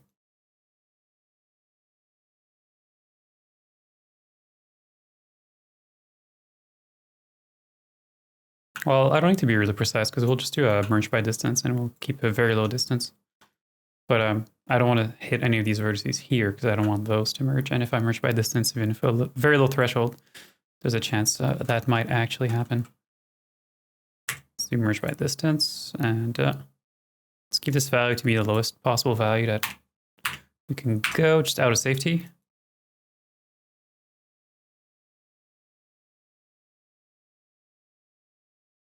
Perhaps the only thing with the ear, okay, is that it's getting fairly high res within the, fortunately I forget the name of that, that could be the contra right there. But within there, it's getting fairly high res, so there could be a little bit of optimization that we could do in there. I don't really feel like bothering with that, but it could be something that you could do on your side. Definitely a few places where we could actually start to merge a few loops together. The moment that you allow triangles, okay, like we're still going on with this, with the challenge of modeling this without using any triangles anywhere. What I would do, I would probably merge all of these here. Like all of these here, I would probably merge them perhaps up to here. You know, I'd just do a delete collapse. You know, I'd do something like this here perhaps. Same thing that we would do with the mouth bag really when you really think about it. Like at some point within the mouth bag, probably somewhere about here. So we could also just merge one every 2 edges or something. You know, all of these, we could probably merge all of these here like that, and then just do a collapse on all of these poly loops on the inside. We could do something like that. Although here too, like we were saying before, actually, I like to keep this very clean because this will actually unwrap really well if this is as clean as this is here. So yeah, so in the end, this head is fairly high res, but I don't think it's anything that is unreasonable for any type of modern video game.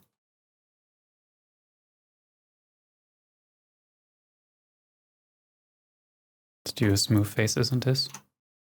Now we're almost done, but we're not quite done yet. What's left to do in our case is, well, of course, there's unwrapping, there's projection, there's quite a lot of steps that are ahead of us to continue working on this head, of course. But as far as the retopology is concerned, perhaps there's a few little things that we can do here.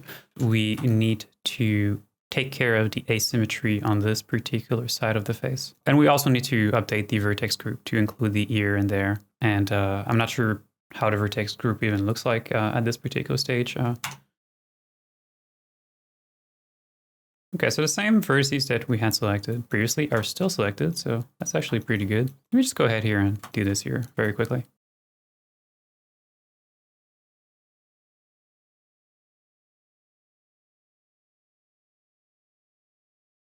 Should have done that lasso while in X-ray or while in wireframe. We can just redo it again here. We can beautifully see the circumference of the ear.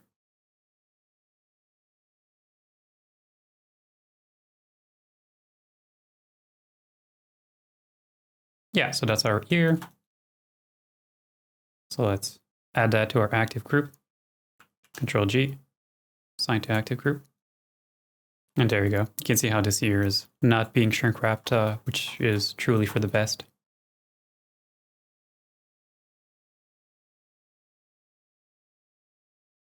Let's talk about those face sets then and how we can set those. So face sets are just a quick way to select part of the mesh when you are in sculpt mode. So we have those within ZBrush, of course. Those are called polygroups. And so we have the equivalent within Blender. Face sets are there so that we can easily select parts of the mesh when we are in sculpt mode. And what we want to do is just to separate out part of the anatomy of the face as a separate face sets. So we want to split off specifically the upper lip up to the nasolabial fold. We want to split off the lower lip. We want to split off the mouth bag, the eye bag, and perhaps the ear as well as separate face sets so that they can be easily selected.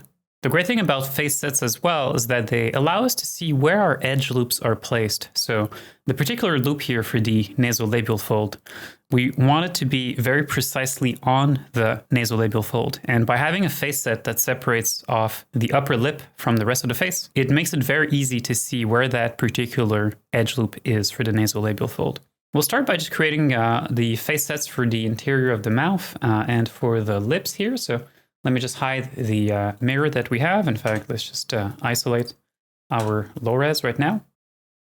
So here, while I am in edit mode, we're just going to select these 4 polygons here. Let me get out of bevel. That would not be a very good thing to do. So let's select those here. Let me press Control Notepad Plus to grow the selection. And we're just going to grow this until we've pretty much captured all of the lips, in fact, up to the nasolabial fold. So right here we go. I'm not quite sure what's happening there. I guess that might be this here. Here we go. Okay, so this is going to be our first face set. And then afterward, we will split this even further into lower lip, upper lip, and then a separate face set also for the mouth bag. So to set face sets, we have to be in sculpt mode because it is a sculpt mode feature. So let's switch here over to sculpt mode.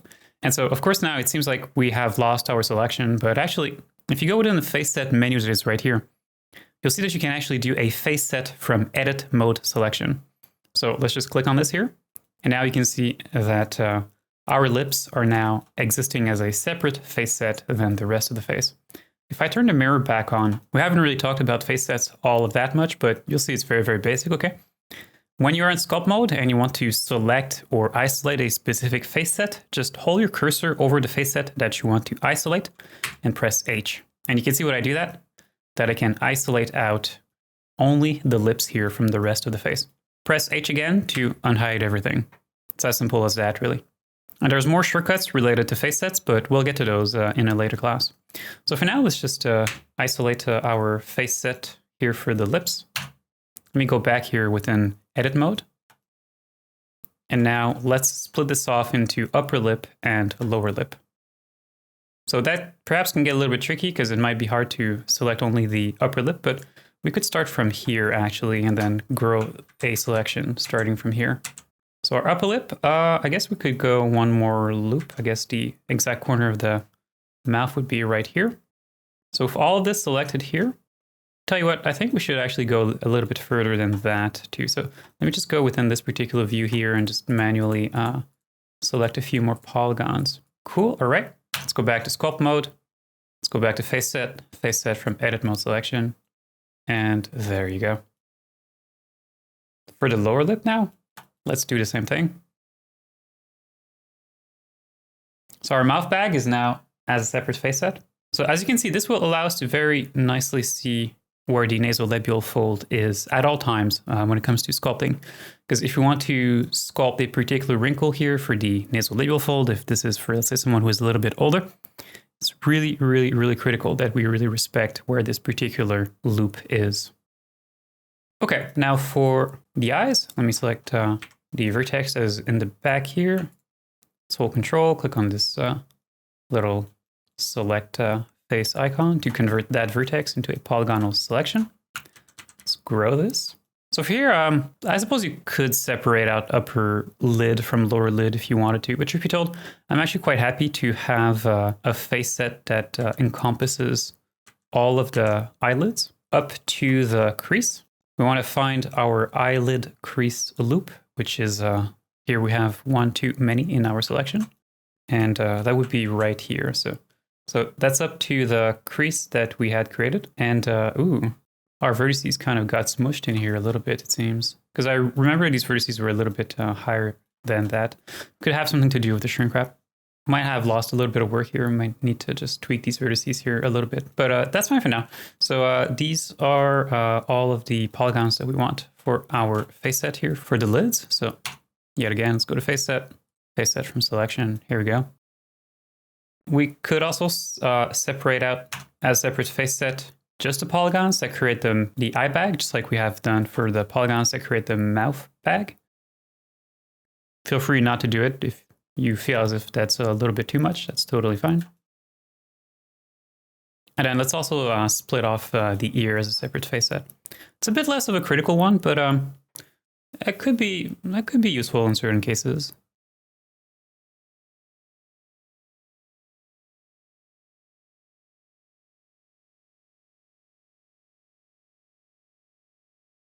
So those are all the important face sets. If you want to add extra face sets for whichever reason, feel free to go ahead to do so. It's totally fine. And here I'm just going to fix our upper eyelid creases because I don't know what happened there, but I think it has something to do with the shrink wrap. Probably should have been more careful when we were adding vertices to be excluded. Perhaps I was missing a few vertices there.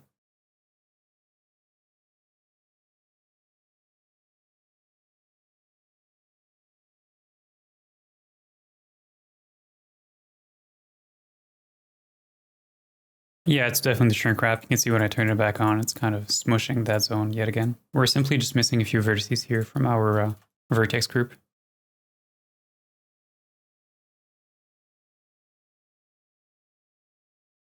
We are finally at the point where we can collapse the mirror and the shrink wrap modifier and simply work on the right side of her face to relax it a little bit and get rid of the little bit of distortion here that is getting built in because of the asymmetry within her face. Let's go ahead and let's collapse all of this. Of course, if you've sculpted a head that is symmetrical, then obviously what we're about to do doesn't really apply to you. And let's apply shrink wrap as well. And the geometry on the right side of her face finally exists for real. I want to check the integrity of the edge loop running down the middle of her face to make sure that there's no pentagons, there's no weird stuff like this here. So let's just select here the edge loop, which is in the middle of her face, and you can see that it goes all the way through the face. So if that happens, then you're all set. It means that your symmetry line is nice and clean. If the selection stops somewhere randomly, then it means that there's probably a little issue that needs to be fixed around the symmetry line. Okay, so we did collapse the shrink wrap. I'm starting to think that maybe we should not have done that. I think probably want to keep the shrink wrap, but we wanted to collapse the mirror modifier. But I think actually you should have kept the shrink wrap in there. Now to think about it, so actually let me bring the shrink wrap back in here. So here I really just want to do a few relaxing brush strokes in different places, especially on this side here of the nose. Let's turn in front back on. So because of how asymmetric her nose is literally slanted to one side. It means that the symmetry line will also be a little bit offset from the center there. In this case, it's not really going to be a problem, but it's good to just keep that in the back of our mind. In fact, I'm starting to think I should even force the deviation in there just a little bit.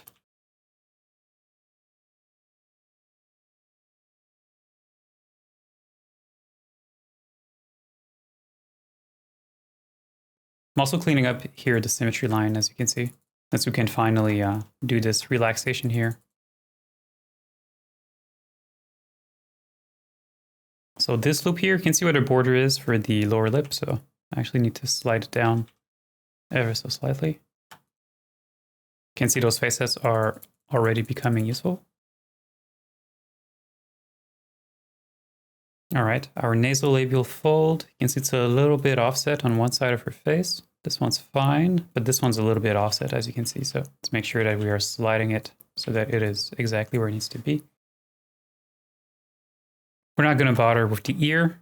I'll just keep the ear symmetrical. Shrink wrap wise, projection wise later on too, I really don't trust asymmetry within the ears because all these little structures, they're all very sensitive. So it's very important that we keep them the way that they are. It would actually be very easy to destroy a lot of the nice surfaces, the nice curves that we have built within the low res directly. It would be very easy to destroy that if we were to do any kind of projection or shrink wrapping of the ear there. So I definitely do not want to mess around with that zone. Well, her whole eye actually is in a slightly different position, right? So you can see here that things are not completely matching here. Yeah, so actually the best thing I can do is just take a really big move brush here. Just very slightly move this.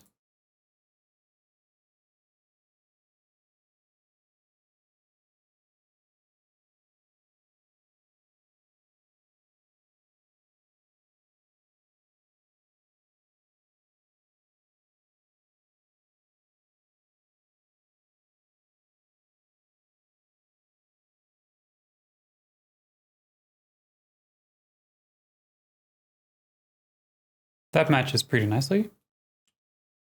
So we got a nice asymmetry in there, and I think everything is looking pretty solid.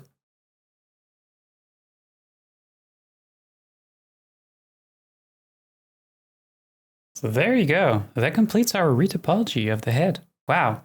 That was pretty involved, right? Yeah. Oh, one more thing actually that I'm forgetting really quickly here, just really one last thing, and then we will actually be done here. I just wanted to talk very quickly about the slight loss of volume that we have experienced because we had no offset within our shrink wrap that we were using, and we had no offset either when we were snapping vertices to the surface there. So this is going to be very simple, okay? I really don't want to bore you because this has been going on for quite some time, but either you can at this point add a little bit of offset here within the shrink wrap in the end, okay? Say like maybe an offset of 0.05 perhaps. Maybe even that could be too much. Although, yeah, then again, if you do that, we're not actually going to shrink wrap the rest, though. Although, I mean, this still looks kind of fine to me, to be honest. Just like that, even though we haven't shrink wrapped the eyes and stuff like that. Obviously, at this stage, since you are technically done, you really can at this point collapse the shrink wrap, though. That's a absolutely valid way to commit to the work that you have done. But so if you do want to compensate for that loss of volume, well, a few different ways you can do it. One way is to simply add a displace modifier on top of this. And within the displace modifier, then here is set the mid-level to 0. And the strength here is set it to, I don't know, 0.02 maybe. Okay. These are in meters still. So that would be something like this here. So already just a little bit of this. See, like it makes a very, very tiny difference, but this would actually be enough for our head because some zones, there's still a very small loss of volume, but this is becoming negligible. But overall, you can see that most of the polygons here, I mean, truth be told, the polygons should look like they are going through the surface a little bit. You should still see the high res a little bit. If you don't see the high res at all, like if we push this a little bit further there, so say we put this at 0.5 or so, now we're probably getting the inverse effect. We are probably inflating the head now a little bit, right? So you actually want to be really careful with this. Of course, if your head is a little bit lower res, then you will probably want this value here to be a little bit higher. But in our case here, this head is so high res that I think a value of 2 here, I think was completely fine. And it's actually not even too bad as far as the eyes are concerned. Although, yeah, no, still, see, here, I think it still is a little bit too much, in fact. Like, we are moving the border here of the lower eyelid a little bit up, as you can see. So that's actually really not good. This value is still a little bit too high for the eyelids, in fact. So even in this case here, I think a value of like 1, which I think is 0.1 millimeters in this case. If I can even input that value in here. Oh, wait, this is turned off. Okay. So actually, I probably wouldn't go higher than this here, but I think this value here is fine. So even here, we could perhaps even just exclude the group, which in turn does allow us to give a slightly higher value here.